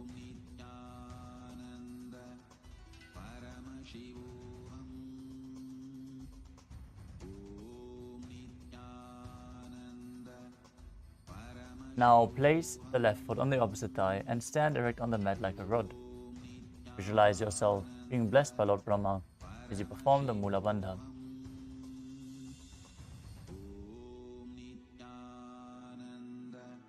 ब्राह्मणासनमावक्ष्ये यत्कृत्वा ब्राह्मणो भवेत्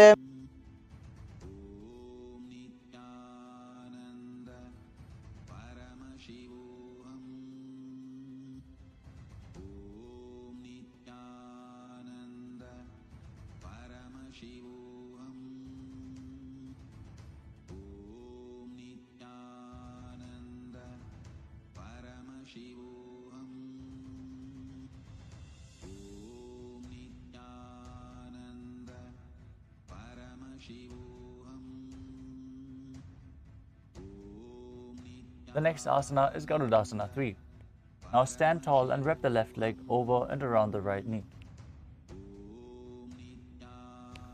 Park the left toes on the other side of the right calf as you simultaneously cross the left arm below the right and bring the palms together in Namaskara Mudra. Visualize yourself as Lord Garuda as you perform the Mula Bandha.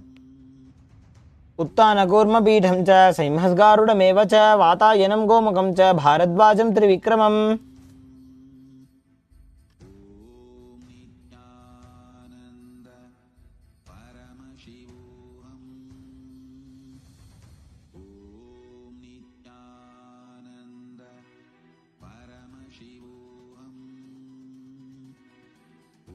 Next up is Ekavarasana.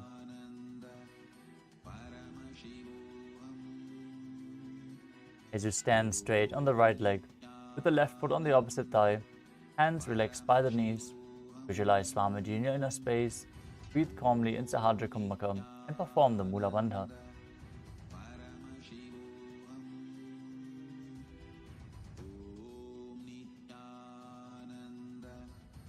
दक्षाङ्घ्रिं वामपादस्य जङ्घोपरि निधाय च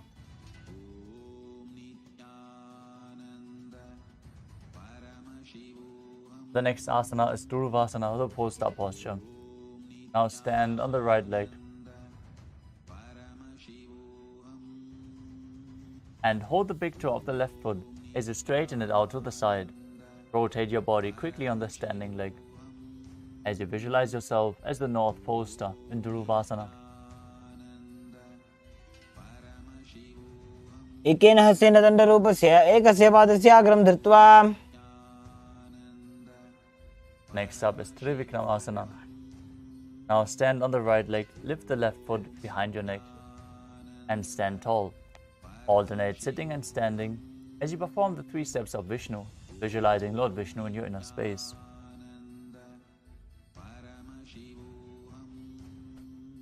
ग्रीवायां पादं संस्थाप्य स्थातव्यम् उत्थातव्यं त्रिविक्रमासनं भवति. Next up is the Parshvajanukarana on the other side. Stand with the knee raised, holding it with your arm with the hand in a fist. Keep the other hand on the opposite thigh, fingers pointing inward.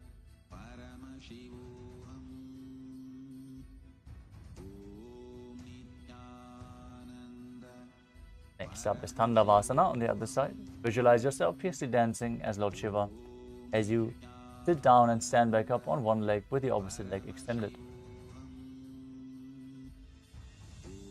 एकेन पादेन स्थातव्यं ताण्डवासनं भवति.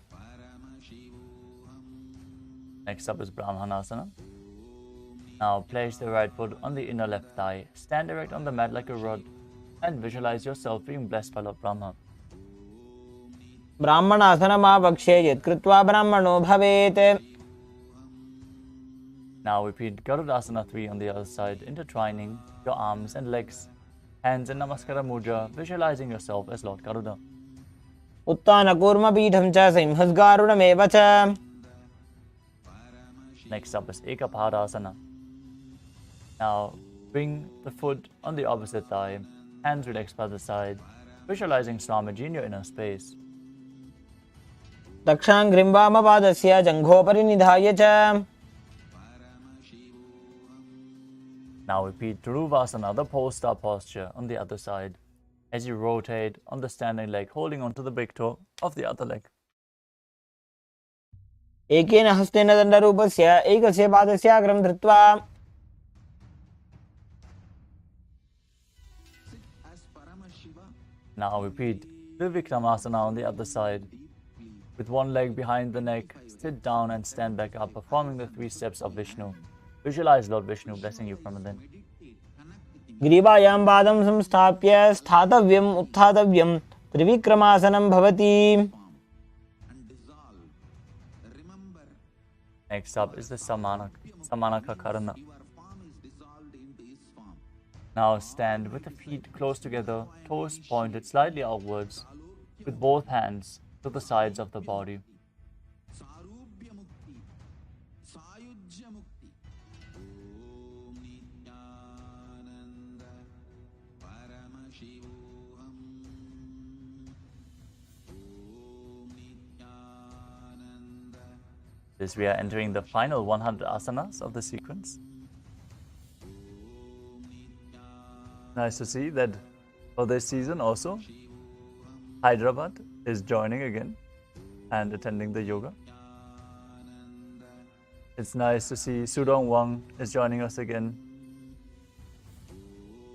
Ashish Rana, James Michael, and Prem also from the last season. Nice to see you all again. We request all the other participants to please switch on your cameras and make sure the rooms are well lit. And let us now enter into the final sprint of the final 100 asanas, starting with Gorak Anjali Asana. Now, stand erect and then bend forward. Bring both hands underneath the knees and interlock them in Parusha Mudra.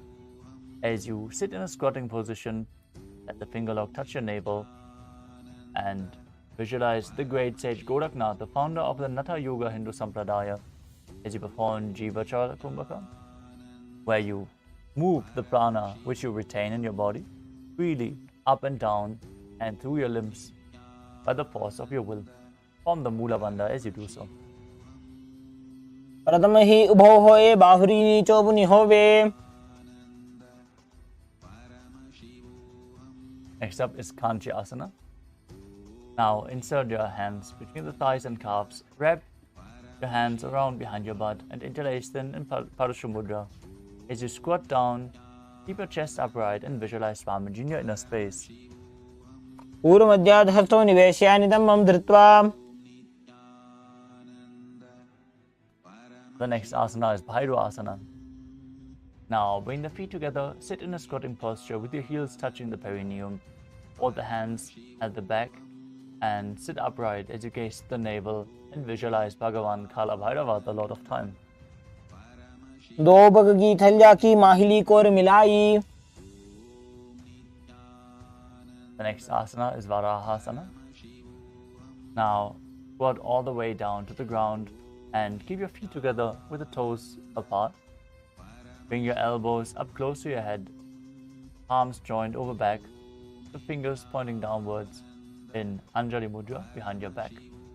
As you gaze to the nose, visualize Varaha, the boar incarnation of Mahavishnu.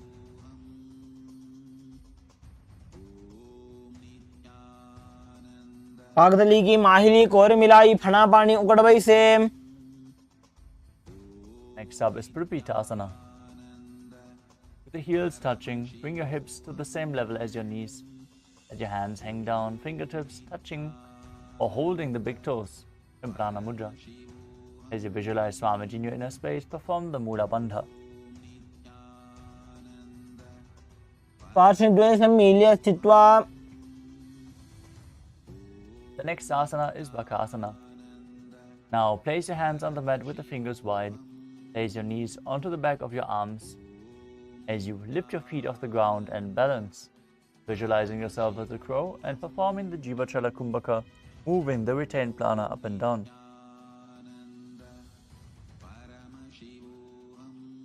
हस्ताभ्याम अवनिमवष्टभ्याम. The next asana is Sushtanga Kabali Asana. As you kneel down, with your head on the ground, the palms spread for support, raise your body onto your head and bring your legs into Padmasana. Gaze to the nose. Visualize Swamiji in your inner space as you perform the Mula Bandha. आसन को गुण कपाल आछो होई. Next up is Guptasana. As you keep the toes flat, touching the opposite feet, sit down between the feet with the toes touching behind. Keep your hands on the knees, sit straight, gaze to the nose, and visualize you're sitting in the secret seat with Paramashiva and Guru in Guptasana. जानो रोरंतरे पादौ कृत्वा पादौ च गोपयेत्.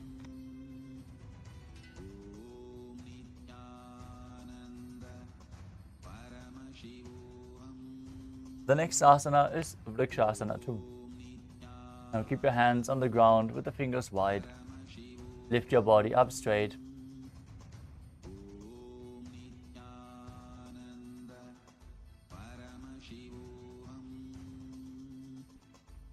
If you have a partner available, they can aid you in performing the handstand. As you lift your body up, this asana should be practiced to purify the 7 chakras. You can also use the support of a wall. Now visualize yourself as a tree with deep roots into the ground as you perform the Mula Bandha. सप्तचक्रक्षालनाय वृक्षासन विशेषकान्.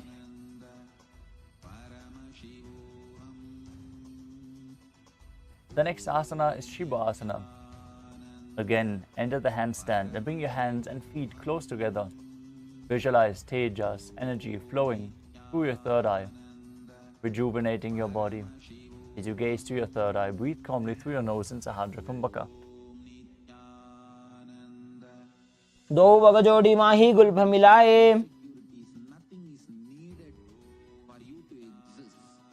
Next up, Matsyasana 2. Now, place your palms flat on the ground and enter a tall plank position. Then, lower your body down and push it back up again and again as you visualize yourself as a fish. युद्धशयनं कूर्परो पार्श्वभागाय मूर्धकृत्य.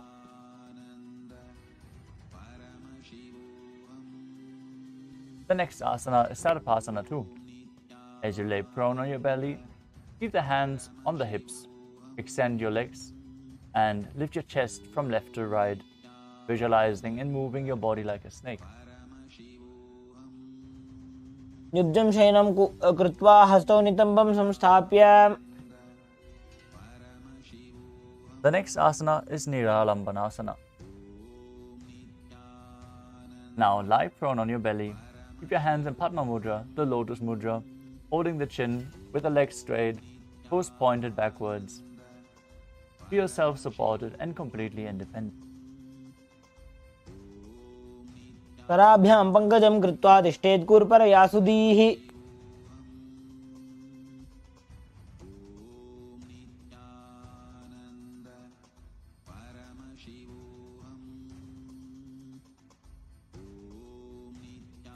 The next asana is Chaturasana. As you lay on your stomach, place your hands flat on the mat in front, straighten your arms and bend your knees. Bring the feet towards your upper back and lift up your head and chest. See yourself as an umbrella protecting your guru from the sun rays. अर्ध्यासनवस्थित्वा हस्ततलाभ्यां भूमिमष्टभ्य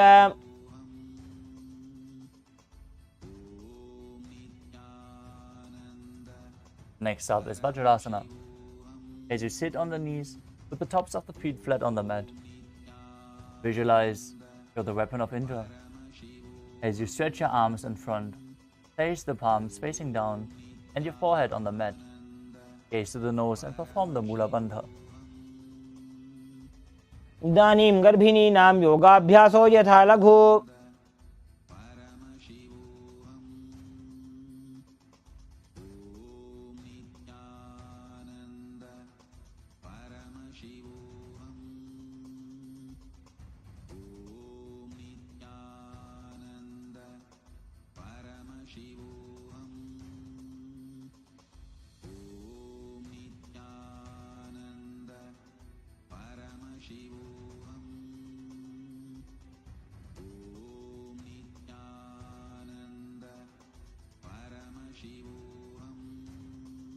The next asana is Meshasana.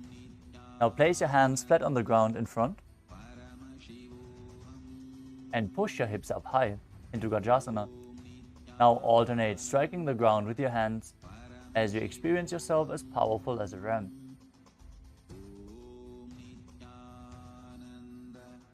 गजासन संस्थितो एकैकं बाहुं भूमौ ताडयेत्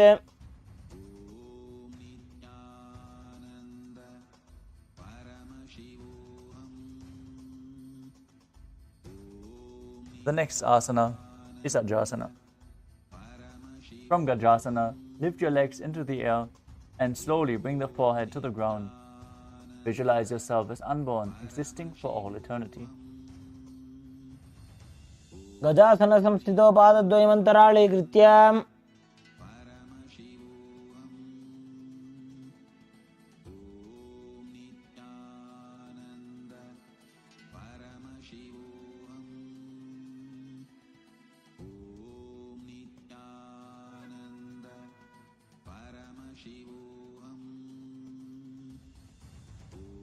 The next asana is Dhanantarasana.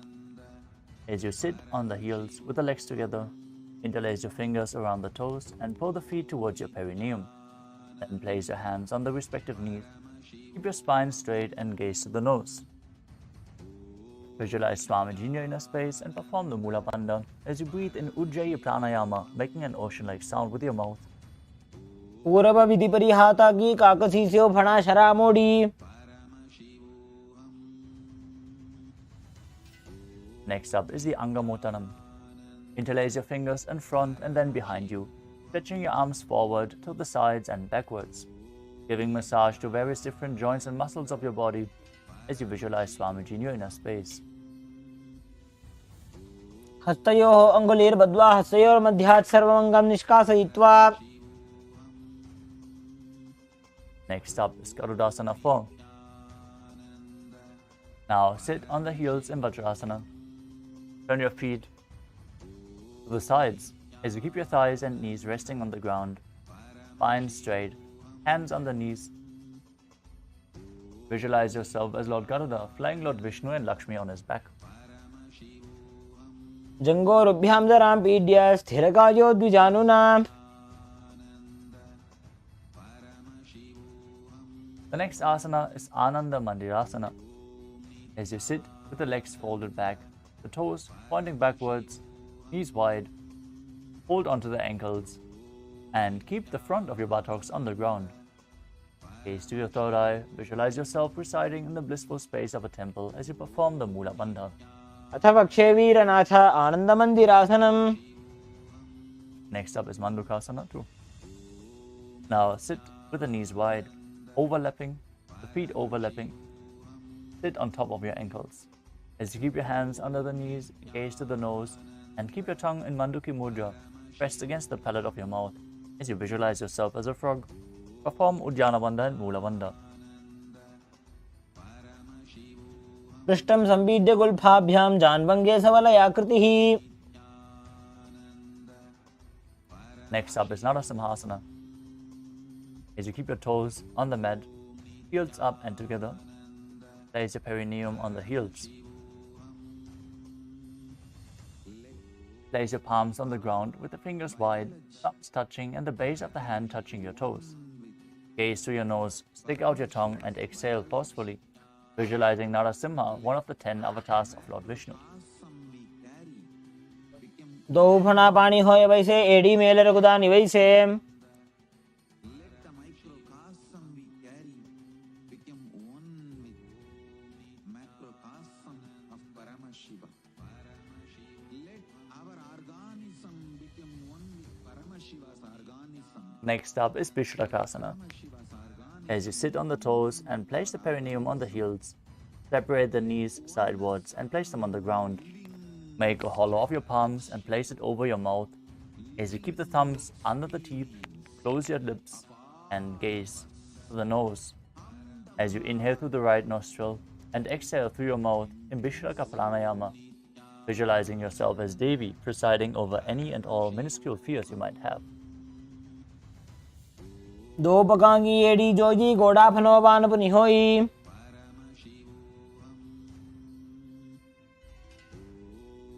The next asana is Makadasana. As you keep the soles of the feet together, the top of the feet on the ground, sit on your heels and bend your elbows, bringing your fingers towards your armpits. As you imitate as if you were a monkey scratching itself. Visualize yourself as a playful monkey as you gaze to your third eye and perform the Mula Bandha. दो पगतली संपुट आने तिनकी पिष्टि भूमि पर इठाने. The next asana is Vajra Sangarasana. Now stand on the toes, soles of the feet together, sit on the heels with your knees open wide and off the floor. Hold your elbows behind your back as you gaze to the nose and embody a diamond-like strength for yourself and your Sangha, your spiritual community. प्रथम पना पानी होए वैसे दो AD गुदानी वैसे.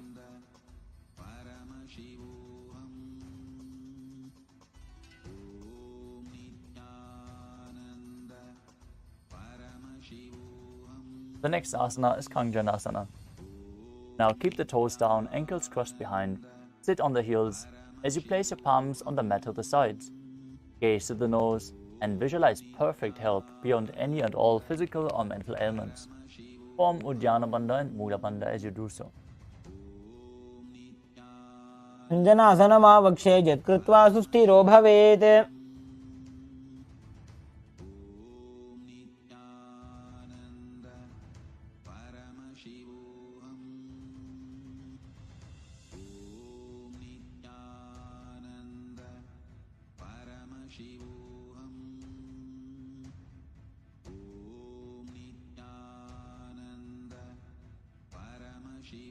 Next up is Kurmasana.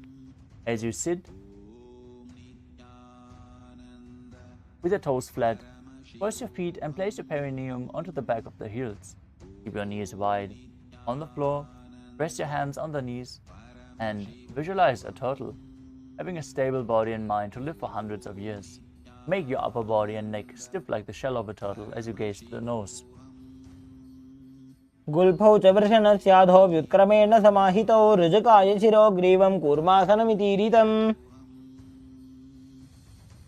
Next up is Yogasana. Maintaining the same position, relax your upper back and neck. Gaze to the nose and visualize Swamiji in your inner space. गुदं नियम्य गुल्फाभ्यां व्युत्क्रमेण समाहितः. Next up is Vijogasana. As you stand on the knees, cross your ankles behind, your feet near the opposite knee. Hold the calves with the fingers inside and the thumbs outside. Gaze to your third eye and visualize a space of eternal oneness, Advaita, with your Guru. गोड़ा वामो उभय होई गोड़ा आड़ा राखे दोई. Next up is Ushtrasana 2.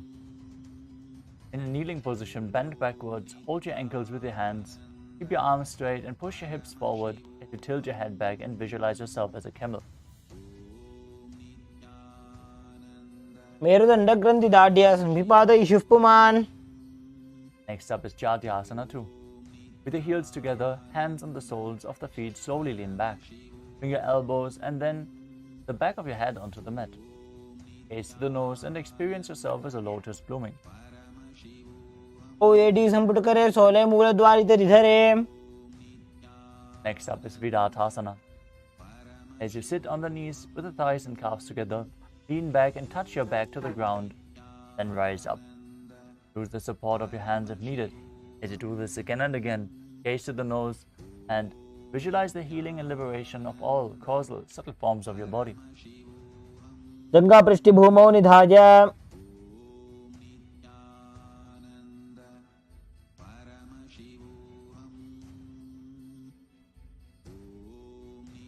Next up is Kapotasana. From Vidathasana, raise your hips higher. Bring your forearms to the mat and hold the back of the heels. Bring your head in between the feet as you visualize yourself as a beautiful dove. मेरुदंड ग्रंथि दाढ़्य संभिपाद इशुष्पुमान.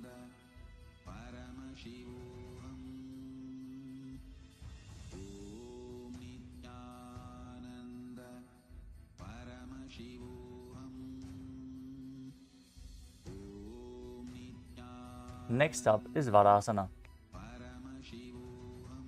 As you stand upright on your knees with the toes tucked, hold your arms with opposite hands.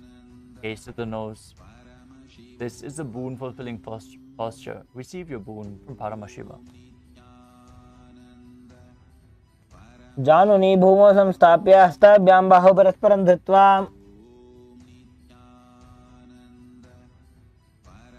Next up is Varahasana 2. Keep your knees together, toes tucked, lean forward and bring your elbows to the mat. With your hands holding your head. Rest your head on your hands and your butt on the heels as you visualize yourself as a boar, one of the 10 incarnations of Mahavishnu. सूर्यं चन्द्रं भेदनानि आसनानि निगथ्यते. Next up is Mundasana. Now kneel down. Place your elbows on the mat, shoulder width apart. Interlace your fingers. Place your head on the mat, supported with your hands, as you walk your feet forward until your hips align, and then raise your legs up into an inverted posture, straightening your legs. As you gaze to the nose, visualize yourself as a lob tree. Perform the Mula Bandha. अथो मुंडासनं वक्षे सर्वेषां प्राणिनां सुखम्. Next up is Andhasana. As you kneel down, head between the knees, the elbows adjacent to the knees. Hold your head with your hands and exhale through your mouth as you gaze to the nose and visualize Swamiji in your inner space. प्रथम भगदली समहटारावे कोरमाहिली उभय मिलावे.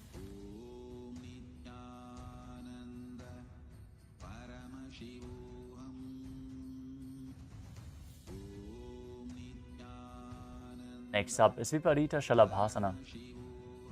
You can hold weights to intensify the practice of this asana. Lie on your belly with your arms extended straight out. Lift your thighs, arms and chest off the ground while visualizing yourself as a locust.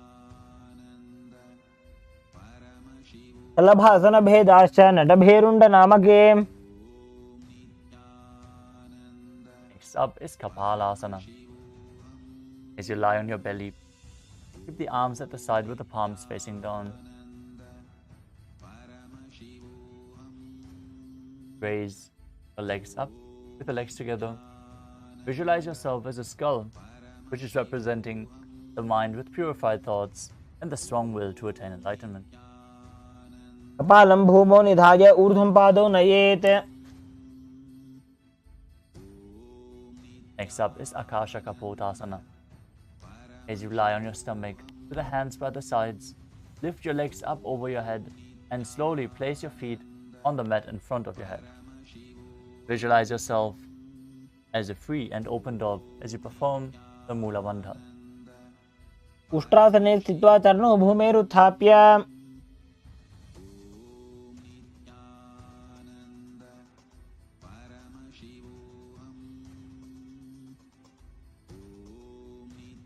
Next up is Chatakasana.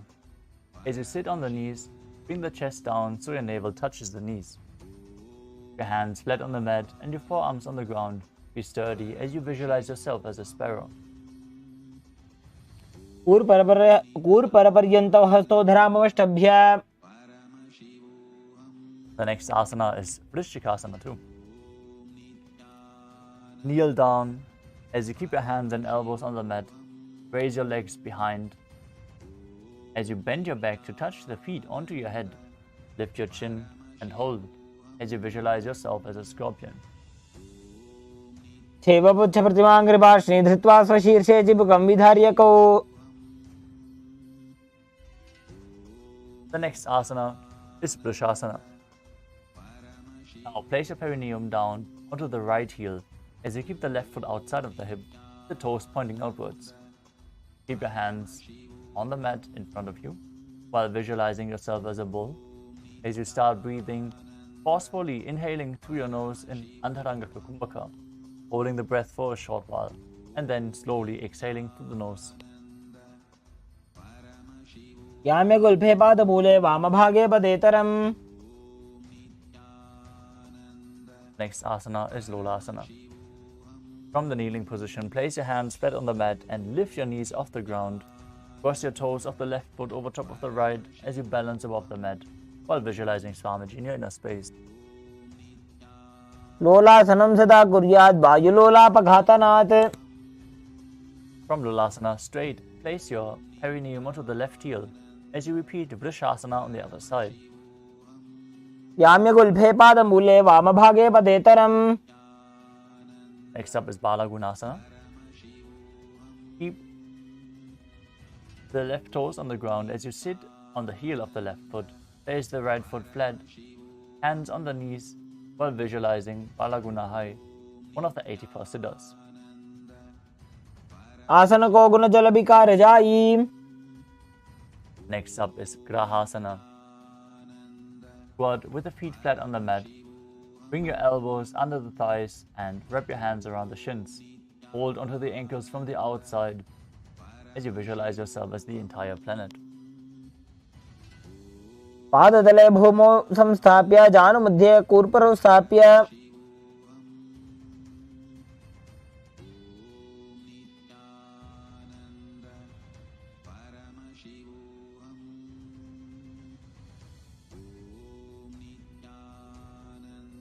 Next up is Balagunasana on the other side. Now sit on the right heel with the right toes on the ground, the left knee to your chest, visualizing Balagunahai in Balagunasana. आसन को गुण जल विकार जाई. Next up is Utkatasana. You can hold weights to intensify this asana. As you squat on the toes with the heels up, knees off the mat. Place your perineum on the heels, hands on the knees, your spine up. Visualize Swamiji in your inner space. युजास्पिजोस्तीयत ऊर्वजानु यत्रासने पादतलद्वयोपरि. Next up is Vajrasangarasana too. Now sit on the toes with the perineum on the heels, toes together, knees wide. Hold onto your elbows behind your back. Visualize Swamiji in your inner space and perform the Mula Bandha. प्रथम प्रणापाणी होए जैसे दो एड़ी गुदानी वैसे.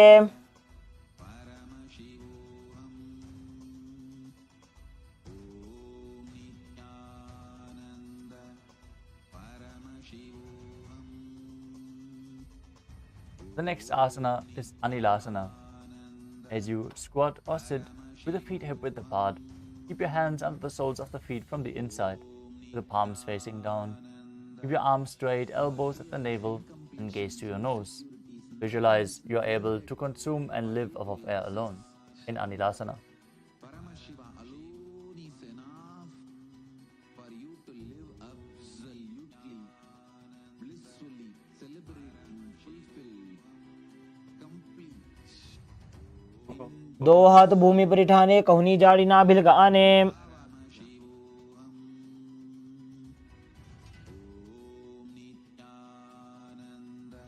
The next asana is Padukasana. Now place the back of your hands on the mat with the fingers facing towards your body. Step your feet on top of your hands. Wrap your hands around the feet like a shoe and walk around. Visualize you're wearing padukas and walking across India. हस्ततलयोः पादतले कृत्वा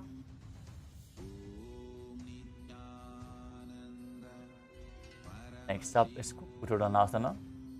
As you place your palms on the mat, raise both feet upwards into the air and let them fall back down. Repeat this again and again while visualizing yourself as a rooster. हस्ततले भूमौ कृत्वा पादतले च ऊर्ध्वमुड्डानं कृत्वा Next up is Viparita Nrityasana. Now place your hands on the mat and raise your leg upwards into a handstand. Move around on two hands dancing as you feel yourself become free of all inhibitions. तलाभ्यां भूमिं वष्टभ्य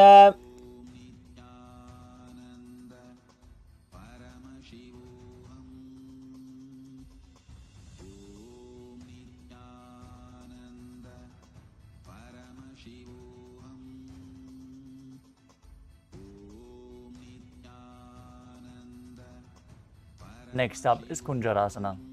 As you separate your feet and place one palm down on the mat with the arms straight, bring the opposite hand to your head. Be stable. As you visualize Swamiji in your inner space,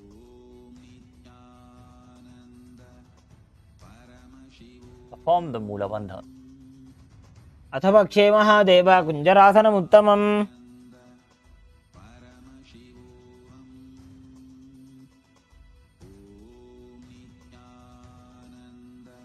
Now place the other hand to the ground. Visualize Swamiji, perform the Mula Bandha, breathe calmly in Sahadra Kumbhaka and internally chant the Mahavakya as you repeat Kunjarasana on the other side. अथ पक्षे Mahadev कुञ्जरासनमुत्तमम् The next asana is Kadambasana. Now visualize yourself as a Kadamba tree. As you sit on the ground with the feet flat, heels close to your body, hold the respective angles and lift your feet off the ground, performing the Mula Bandha. आश्निभ्यां भूमिमष्टभ्य Next up is Pavana Muktasana. As you sit with the heels at the perineum, hold the knees with your hands and press them towards your chest. Visualize that any excess vata being released or balanced within your system as you perform the Mula Bandha. ध्वजोस्तु पादयोः पाणिं लात्वा स्वस्वनितम्बके Next up is Chakorasana. As you sit and lift one leg behind the head, place both hands flat on the mat, extending the opposite leg up with the knee straight. Lift your entire body off the ground and keep your chin up as you gaze to your third eye and visualize yourself as a powerful source of energy. पूर्वतानं चतुष्पादपीठं वज्रासनं तथा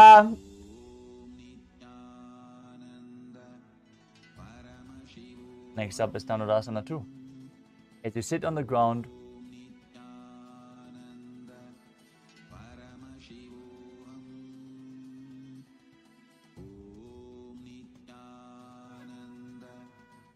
As you sit on the ground, hold the left toes with the left hand, index and middle finger in Prana Mudra, and pull it towards your ear as you keep the other leg straight, holding onto the big toe in Prana Mudra as well. Visualize yourself as a bow as you perform the Mula Bandha. Breathe calmly through your nose in Sahadra Kumbhaka in Dhanurasana 2. पादाङ्गुष्ठौ तु पाणिभ्यां गृहीत्वा श्रवणावधि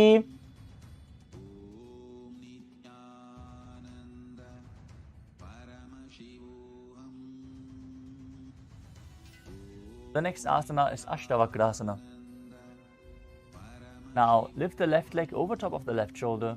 Bring the right foot across and hook it on top of the left foot. Lean forward and down while extending the legs to the side, balancing on your arms mid-air as you visualize yourself as a flying crane. वासिष्ठमथ कौण्डिन्यम् ऊर्ध्वकुक्कुटमेव च. Next up is Pranasana. As you place the right foot on the left thigh, bring the left foot flat on the ground. Have the left shoulder underneath the raised left leg. Left hand on the ground as you push the right knee down with the other hand. Gaze to your third eye and visualize you're immortal, able to exist solely from prana.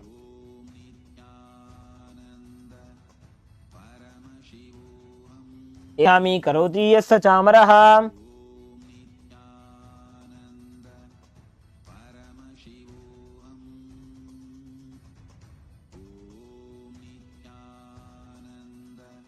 Next up is Paramashivoham. As you place the right foot at the root of, keep the left foot over top of the knee, foot flat down. Twist your elbow around the raised knee as you bring the hand underneath the knee behind your back. Gaze to the third eye and visualize Matsyendranath in Paramashivoham. पार्श्वाभ्यां धृतते यास्तु पार्श्वमत्स्येन्द्रमुत्तमम्. Now repeat Chakrasana on the other side as you lift the other leg behind your neck. Opposite leg extended, lifting your body off the ground while visualizing yourself as a powerful source of energy. पूर्वतानं चतुष्पादपीठं वज्रासनं तथा.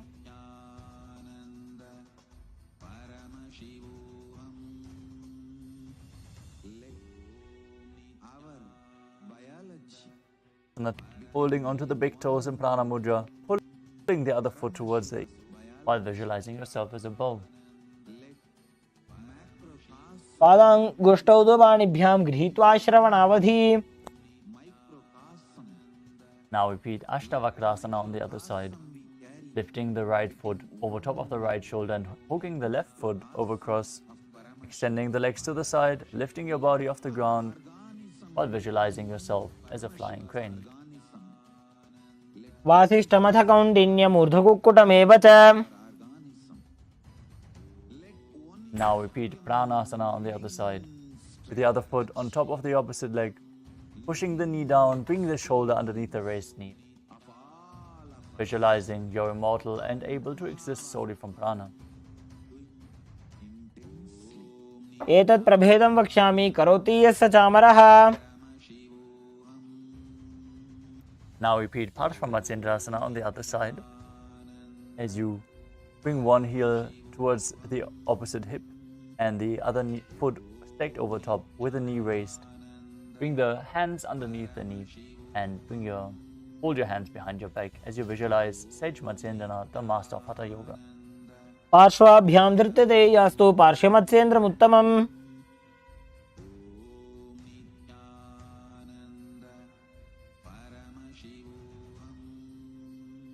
As you visualize Swamiji in your inner space, keep one leg straight and press the perineum with the other heel. Lean your chest forward and down. Hold your front foot and bring your head towards the knee.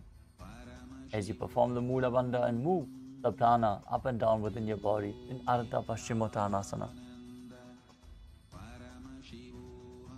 एकं पादं प्रसार्य एकं पादस्य पार्श्वना Shrivani सम्पीड्य. Next up is Crown Shasana.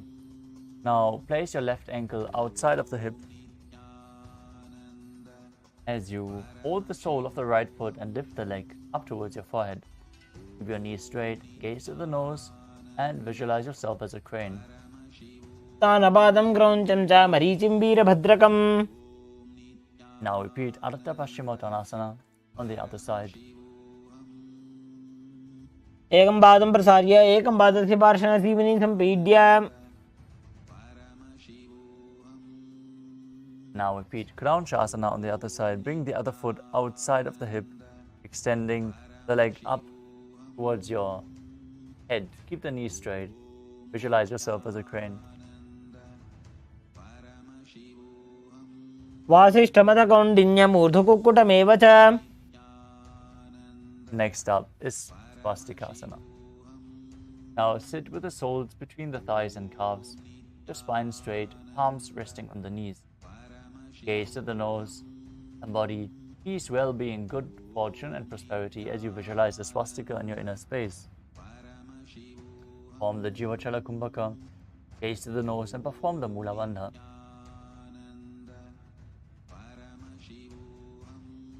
जानुर्वोरन्तरे सम्यक् कृत्वा पादतले उभे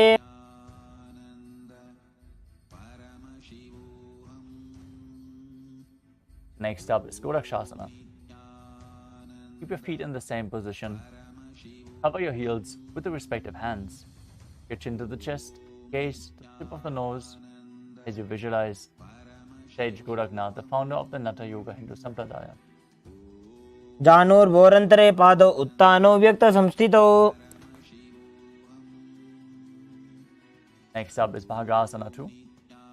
As you gaze through your third eye and visualize Swamiji in your inner space, meditate on Arihanta, the enlightened one, and perform the Mula Bandha as we again enter the Shanmukhi Mudra, closing all the five senses. Close your mouth with ring and little finger, the nose with the middle finger, the mouth with ring and little finger, the nose with the middle fingers, the eyes with the index fingers, and the thumbs, the ears with the thumbs. वामपार्श्वौ गुदं संस्थाप्य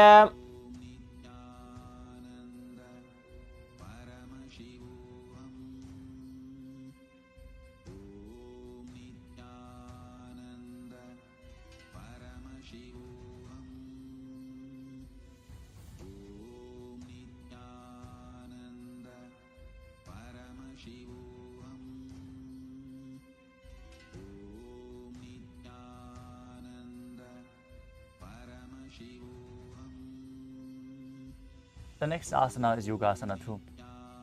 Now place your feet on top of the opposite knees. Keep your hands on the ground beside your body with the palms facing up. Spine straight, gaze to the nose, visualize Swamiji as you breathe in Kakachanchur Kumbhaka, inhaling through the rolled up tongue with your mouth in the shape of the beak of a crow.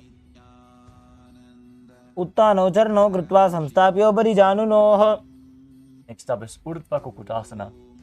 From Padmasana, place your palms flat on the ground beside you and lift your body off the ground, balancing while visualizing yourself as a rooster. वासिष्ठमथकौण्डिन्यमूर्धकुक्कुटमेव च Next up is Siddhaharatali Asana. From Padmasana, insert both hands to the knees and place them on the mat. Avoid lifting your body up, stay seated on the mat. Gaze at the nose and visualize Swamiji in your inner space. प्रथम पद्मासन को करे हस्तदो भूगोड़ासन दिधरे Now push your body off the mat in Hamsasana while visualizing yourself as an elegant swan. Kukkutasana स्थित्वा स्कन्धपर्यन्तं ऊरोनि नीत्वा Next up is Karmakasana. From Padmasana, place your hands between the thighs and calves. Lean forward, push your hands behind you and interlace your fingers in Parusha Mudra as you visualize yourself as Lord Shiva's bow, Pinaka. प्रथम पद्मासन को करे घोड़ासन दिमाही करि धरे Next up is Kurmasana 2. From Padmasana, insert both hands through the thighs and calves and hold onto your neck.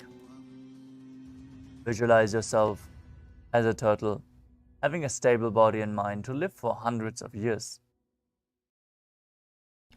बाएं जंग पर दक्षिण बाबा दाएं जंग पर बाएं ल्यावा From the same position, tuck your chin down to the chest and gaze to the nose as you rejoice knowing you're in Shiva's secret knot posture.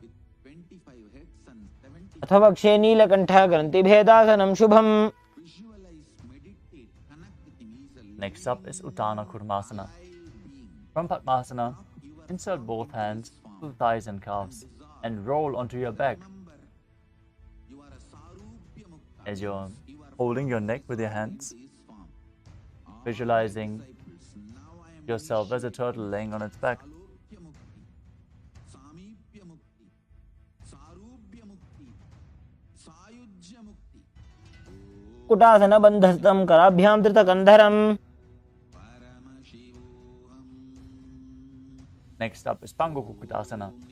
From Padmasana, sitting up, place both hands through the gap of the thighs and calves. Now place one hand flat on the mat, hold its wrist with the other hand and lift your body, balancing on one arm as you visualize yourself as a rooster. Kukkutasana स्थित्वा एकेन हस्तेन अन्यस्य परिबन्धं धृत्वा.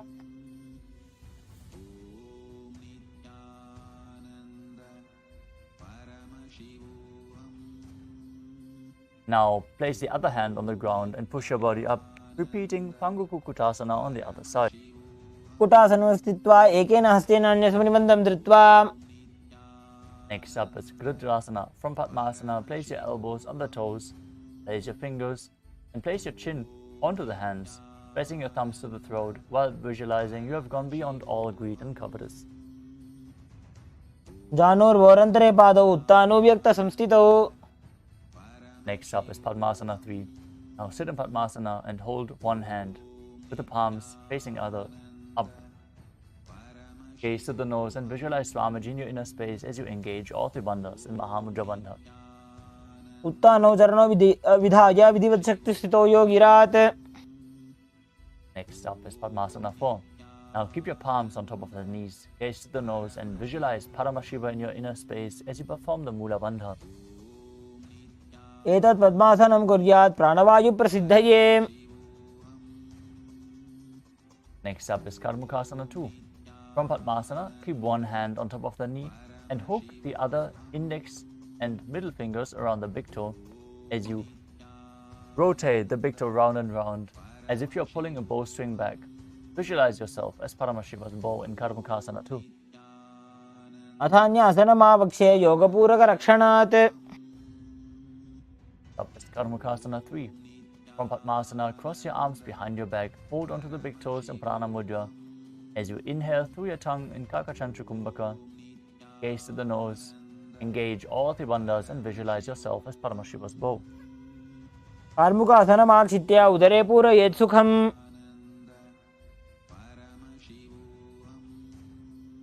Next up is Diridhasana. Now maintain Karmakasana 3. Lift your chest up and gaze to your third eye as you visualize yourself as the action of Paramashiva's third eye, destroying anything you come across. पूर्वभ्यामुपरि स्थाप्य पादयुग्मं प्रयत्नतः. Next up is Nagrasana. Roll onto your back while holding onto the big toes, if you can. Otherwise, lay on your crossed arms with the legs in Padmasana. Gaze to the nose, visualize yourself as a snake. Breathe calmly through your nose in Sahadra Kumbhaka and perform the Mula Bandha. प्रथम पद्मासन कोठाने दोवु हाथ पाछाने आने.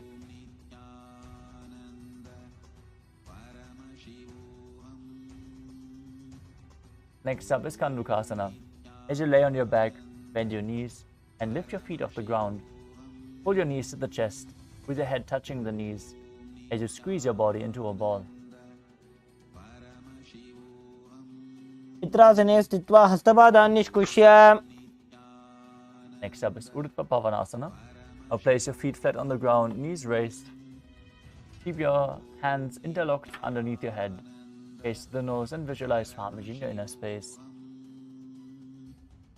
प्रथमे सूधो San करावे घोड़ा उभा राशि मिलावे.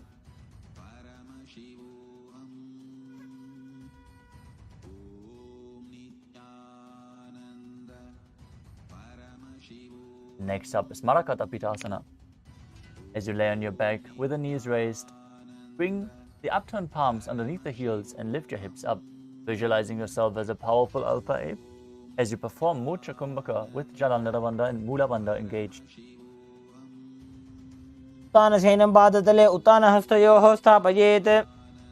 Next up is Uttana Shikhi Pitakasana. Lie supine, raise your hips up, support your hips with the hands placed at the waist, elbows bearing the weight of your body. As you tuck your chin to the throat, gaze to the nose, and visualize Swamiji in your inner space. जङ्घोरुबलहीनश्चेत् उत्तानशिखिपीठकम्. Next up is Narakasana. As you lie supine, raise your hips and legs up together. with the elbows and hands extended on the mat, helping you balance your body with the legs raised. Visualize yourself blissfully traversing Narakaloka unscathed. ग्रीवा कंठेन भूमि विष्टंभ. Next up is Tiryanokasana. From Narakasana, bring your hands to the hips and straighten your legs. Then slowly lower and anchor them down with your core engaged, visualizing yourself as a boat crossing the ocean of samsara. नौकावत् स्थित्वात् ऊर्ध्वं पादाग्रद्वयं नजेत्. Next up is Dvajasana. As you place your hands back on the mat below, be straight like a flagpole while visualizing yourself as the Kailasa flag, respected across all nations. तिर्यन् नौकावते ग्रीवा पृष्ठकूर्परैः भूमिं वष्टभ्य. Now lower your body down completely. Lay on your back, flat, with the hands by the sides, palms facing up. Pull the Kundalini Shakti up along your spine and Shakti Chalan Mudra. Visualize your body is dead. And the Supreme Pontiff of Hinduism, Swamiji, liberating you eternally. Chant the Mahavakya, Om Nithyananda Paramashivoham. उत्तानं शववद्भूमौ शयनं तोषवासनं शवासनं श्रान्तिहरं चित्तविश्रान्तिकारकम्.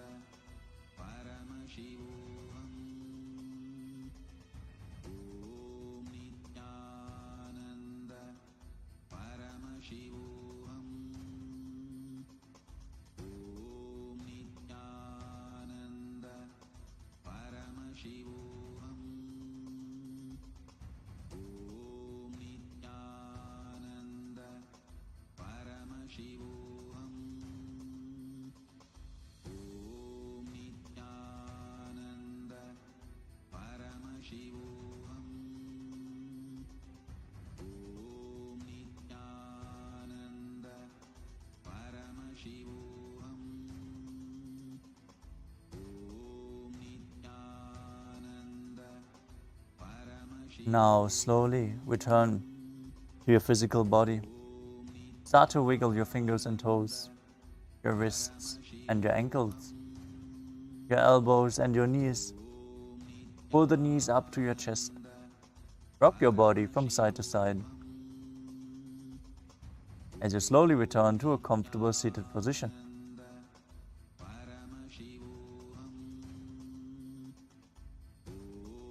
Congratulations, you completed the Dvitiya Vinyasa Krama all 308 asanas. Thank you for moving along with us. We are now going to have the power manifestation session. It is essential to manifest the powers of Paramashiva as we now invoked the Kundalini Shakti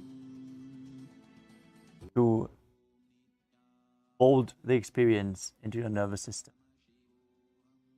So let us now conclude this yoga session and be ready for the power manifestation, which is happening immediately after. So stay tuned. Let us now sit straight with the head, neck, and spine in a straight line. Hands in Atmanjali Mudra in front of our heart center. Close the eyes, take a deep breath. Visualize Swamiji in your inner space as we chant the Purna Mantra. Om Purnamadah Purnamidam Purnat Purnamudachyate Purnasya Purnamadaya Purnamevavasishyate Om Shanti Shanti Shanti Harihi Om Tat Sat Sarvam Bhagavat Sri Nithyananda Paramashiva Padukarpanamastu Om Nithyanandam. Thank you all, Nithyanandam.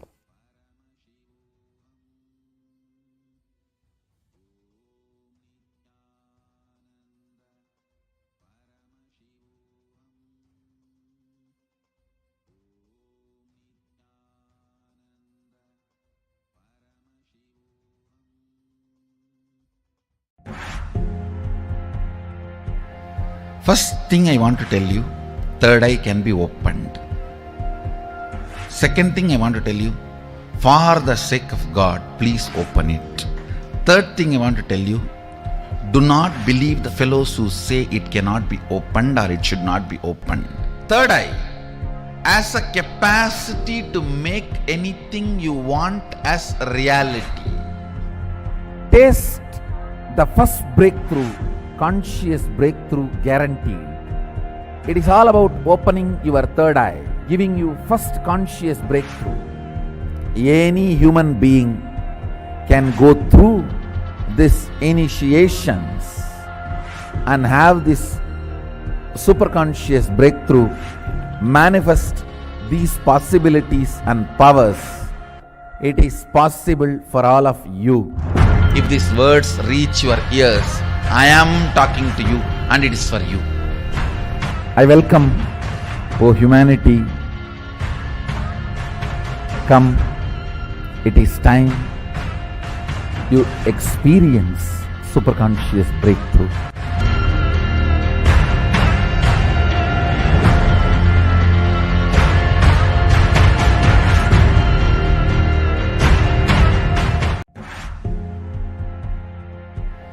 First thing I want to tell you, third eye can be opened. Second thing I want to tell you, for the sake of God, please open it. Third thing I want to tell you, do not believe the fellows who say it cannot be opened or it should not be opened. Third eye has a capacity to make anything you want as reality.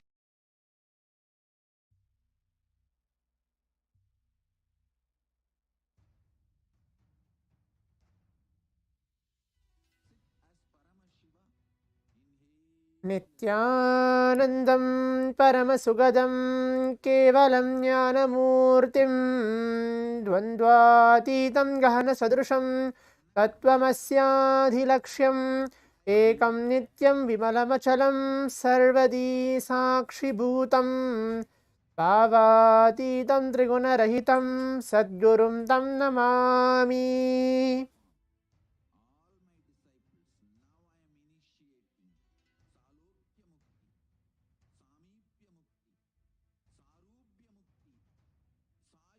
Nithyanandam, we welcome all the Paramashivoham participants of this level 3 season. We are going to be entering to the power manifestation, manifesting powers of Paramashiva. Now let us all be seated. Get back to a comfortable seated position onto our Paramashivoham sessions. We're going to be having the first power manifestation of the day, which is the power of third eye awakening, reading and seeing with our eyes completely blindfolded. It's going to be intense 21 minutes of the power manifestation, which we're going to have. Let us all be seated and turn on our cameras. Today we are going to be manifesting the power of third eye, reading and seeing with our eyes completely blindfolded. Please be ready and please be seated.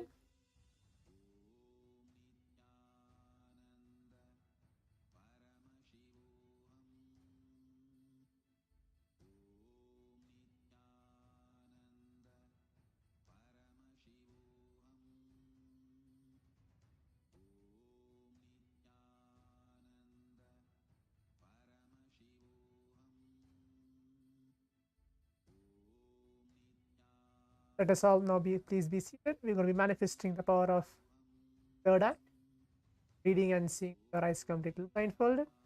It will be the first power manifestation of the day. Throughout the sessions of this Paramashivoham, we'll be manifesting multiple power manifestations.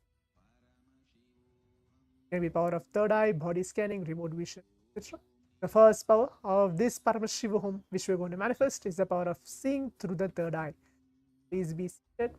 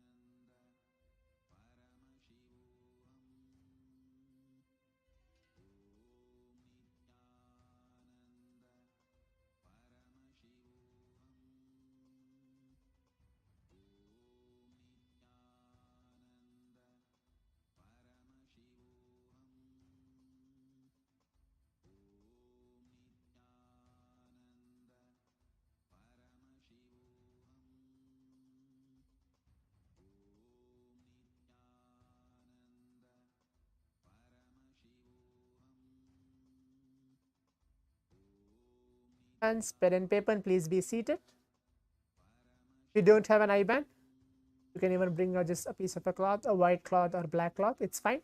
But please bring something to please blindfold yourself and please be seated for this power manifestation. This power manifestation is directly revealed by Paramashiva himself, the Vedas and Agamas, which are the source scriptures of Hinduism. Swamiji very beautifully tells that every single power is directly initiated to all of us in these Paramashivoham sessions, directly authenticated, validated from the Shastra Pramana, which are the scriptural reference. The verse directly proved and blessed by Paramashiva himself. Just again, it's a reminder, please turn on your cameras for this power manifestation and please be seated with your eye bands, pen and paper.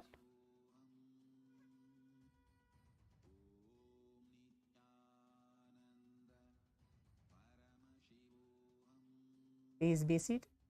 As I was mentioning, every single power manifestation, including this power manifestation, which is the power of third eye awakening, we're going to be manifesting this power, is directly revealed by Bhagavan Paramashiva. We're going to be looking and going through the Shastra Pramana, the verse from Vijnana Bhairava Tantra, where Bhagavan Paramashiva himself tells, I'm going to be reciting this verse and the translation both for all of you, and we'll directly enter to the power manifestation today. We're going to be having 2 rounds of power manifestation. So let us all now get seated and be ready for this power manifestation. Now, I'll be reciting the verse from the Vijnana Bhairava Tantra, the Shastra Pramana, the scriptural reference, revealed by Bhagavan Paramashiva himself. Kapalantarmano nyasya tishtanmilitalochanaha kramena manaso dhadyat lakshayed lakshamuttamam. The translation goes, by fixing the mind on inner space within the crown center and sitting stably without any movement, having the eyes closed in succession, by the stability of the mind and inner space, through the power of the third eye, one directly sees the ultimate goal, Lakshyam, by having vision beyond the sight that reveals any object or place, attaining the space of oneness with the source, Paramashiva, Swamiji himself, for all of us. Please do not blindfold yourself. I can still see 1 or 2 participants being blindfolded. Please do not blindfold now. You have just maybe 1 minute to go to enter to the round 1 of the power manifestation.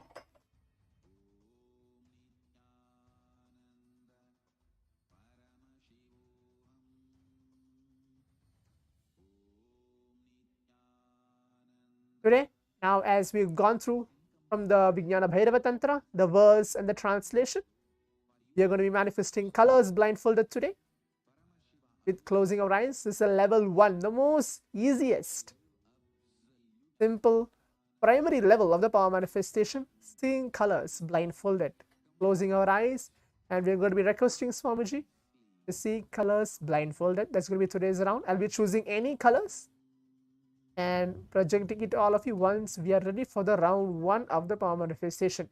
So again, just a gentle reminder, making sure that you have I-band, pen and paper. Please be seated.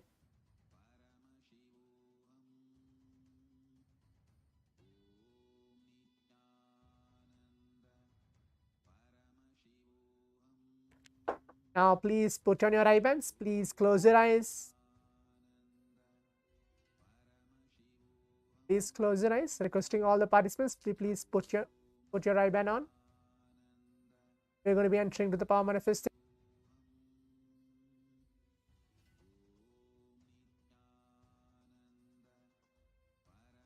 Please close your eyes. Let's all now visualize Swamiji onto our inner space as Paramashiva sitting into our being.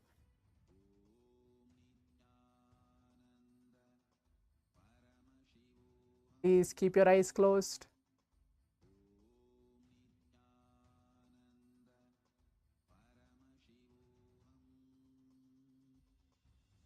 Start chanting the Mahavakya. Om Nithyananda Paramashivoham. Om Nithyananda Paramashivoham. Om Nithyananda Paramashivoham. Keep your eyes closed.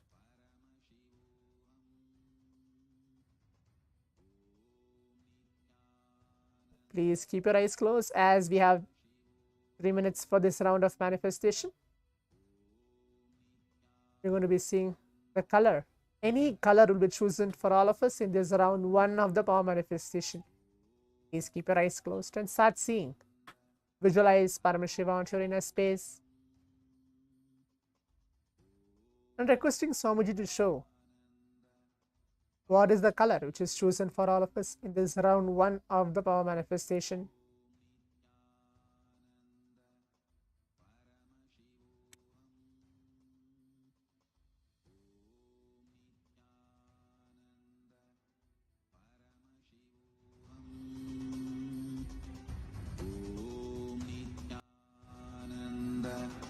Paramashivoham.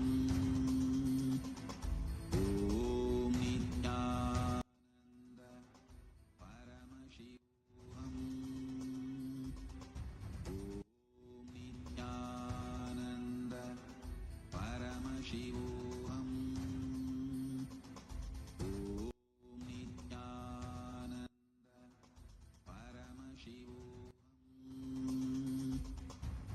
Om Nithyananda Paramashivoham. Please keep your eyes closed as we have a few more seconds. Keep your eyes closed and keep seeing what is being projected, what is being revealed to all of us through our third eye. What is the color? Is getting revealed through the third eye. Whatever is the revelation, please accept and just keep seeing.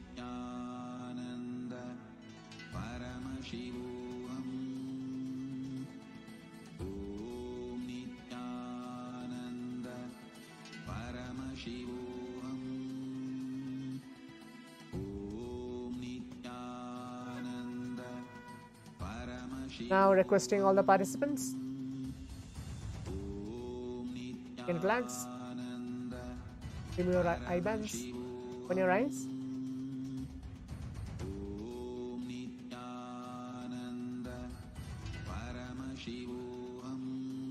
You can open your eyes, requesting all the participants to please open your eyes. You can take off your eye bands and take a few minutes now to type down, or you can leave a message in the Zoom chat telling what is the color which was revealed to all of you for this round 1 of the power manifestation. Whatever it can be, any color. You don't even see a color, but anything which is being revealed to all of you for this round 1 of the power manifestation. You can leave a message telling this is what was revealed to you for this round 1 of the power manifestation. So that will be the next step. Please pen down, or you can leave a message in the Zoom chat telling what is the color that was revealed to all of you for this round 1 of the power manifestation.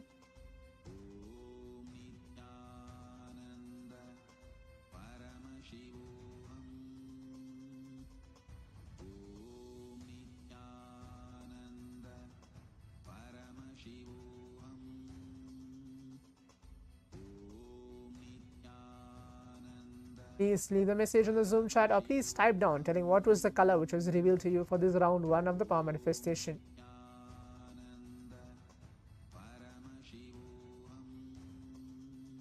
Okay, I can see the participant named as Srinivas had put a color black.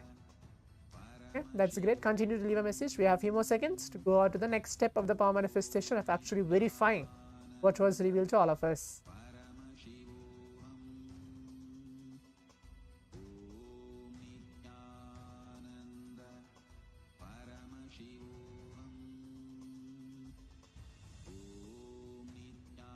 So now, as all the participants can see, the color which was chosen for all of us was the color blue. You can see a participant name is James has put a message yellow, then a brown, and a participant named as Chandrasekhar Brown. Okay, it's fine. But the color also chosen for all of us was the color blue. Now we'll be moving on to the round 2 of the power manifestation. Please close your eyes. Put on your eye bands.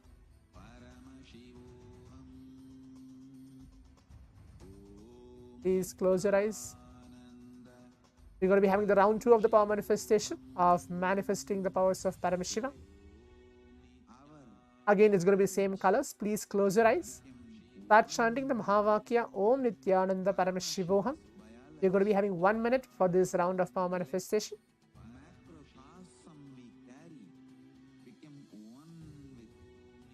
For the color. 1.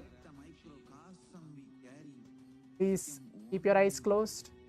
Macrocosm of Paramashiva. Let our organism become one with Paramashiva's organism. Let Paramashiva's organism become one with our organism. Let oneness become living strategy. As now we are beginning the round 2 of the power manifestation, keep chanting the Mahavakya and seeing what is the color. Is that we have 1 minute for this round of power manifestation.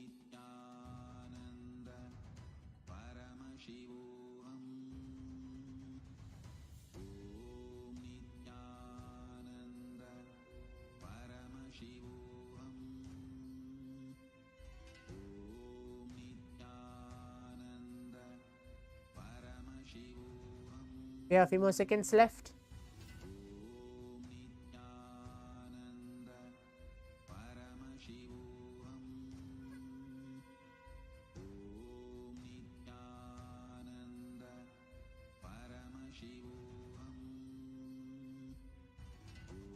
Yes, now requesting all the participants.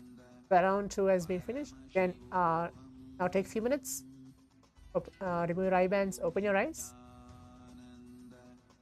You can open your eyes, requesting all the participants to please open your eyes and take a few minutes now to type down what was revealed to you for this round 2 of the power manifestation. What color which was revealed to you for this round 2 of the power manifestation.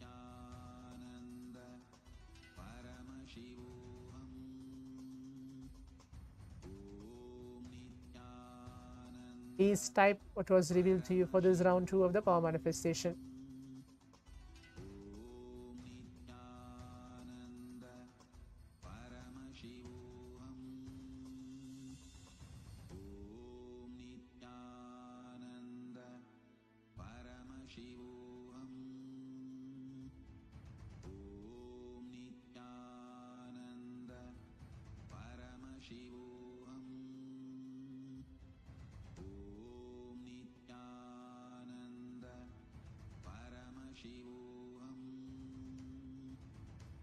Yes.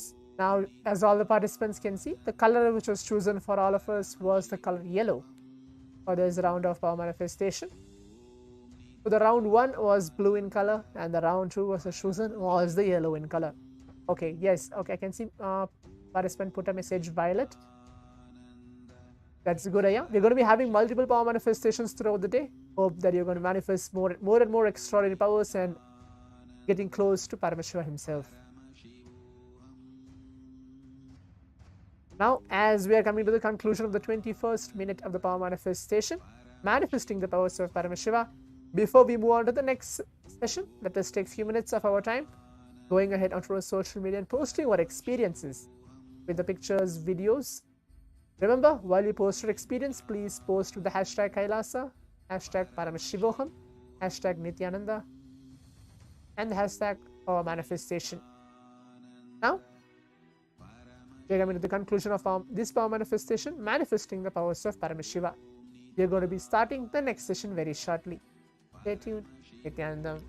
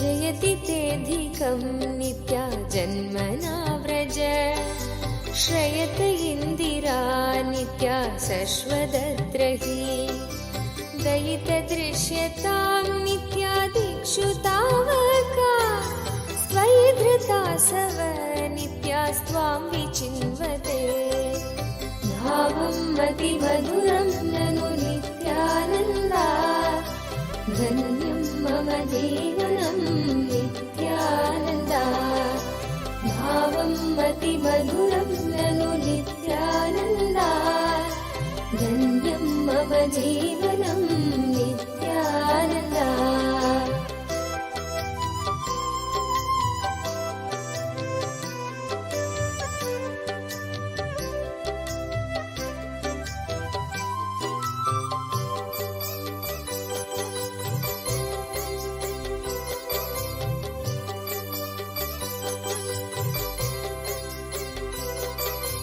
शरदुदाशये नित्या साधु जातसे सरसिजीधर नित्या श्रीमुषादृश सुरतनाथ ते नित्या शुल्कदासिका वरदनिघ्नतो नित्या नेह किं वद भावं मतिमधुरं ननु नित्यानन्दा धन्यं मम जीवनं नित्यानन्दा भावं मतिमधुरं ननु नित्यानन्दा धन्यं मम जीवनं नित्यानन्दा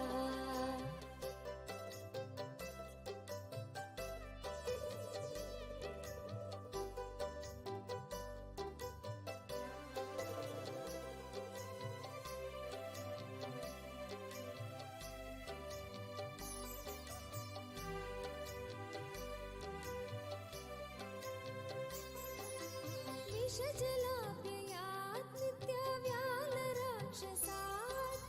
वर्षमारुता नित्याद्वैत्युदानन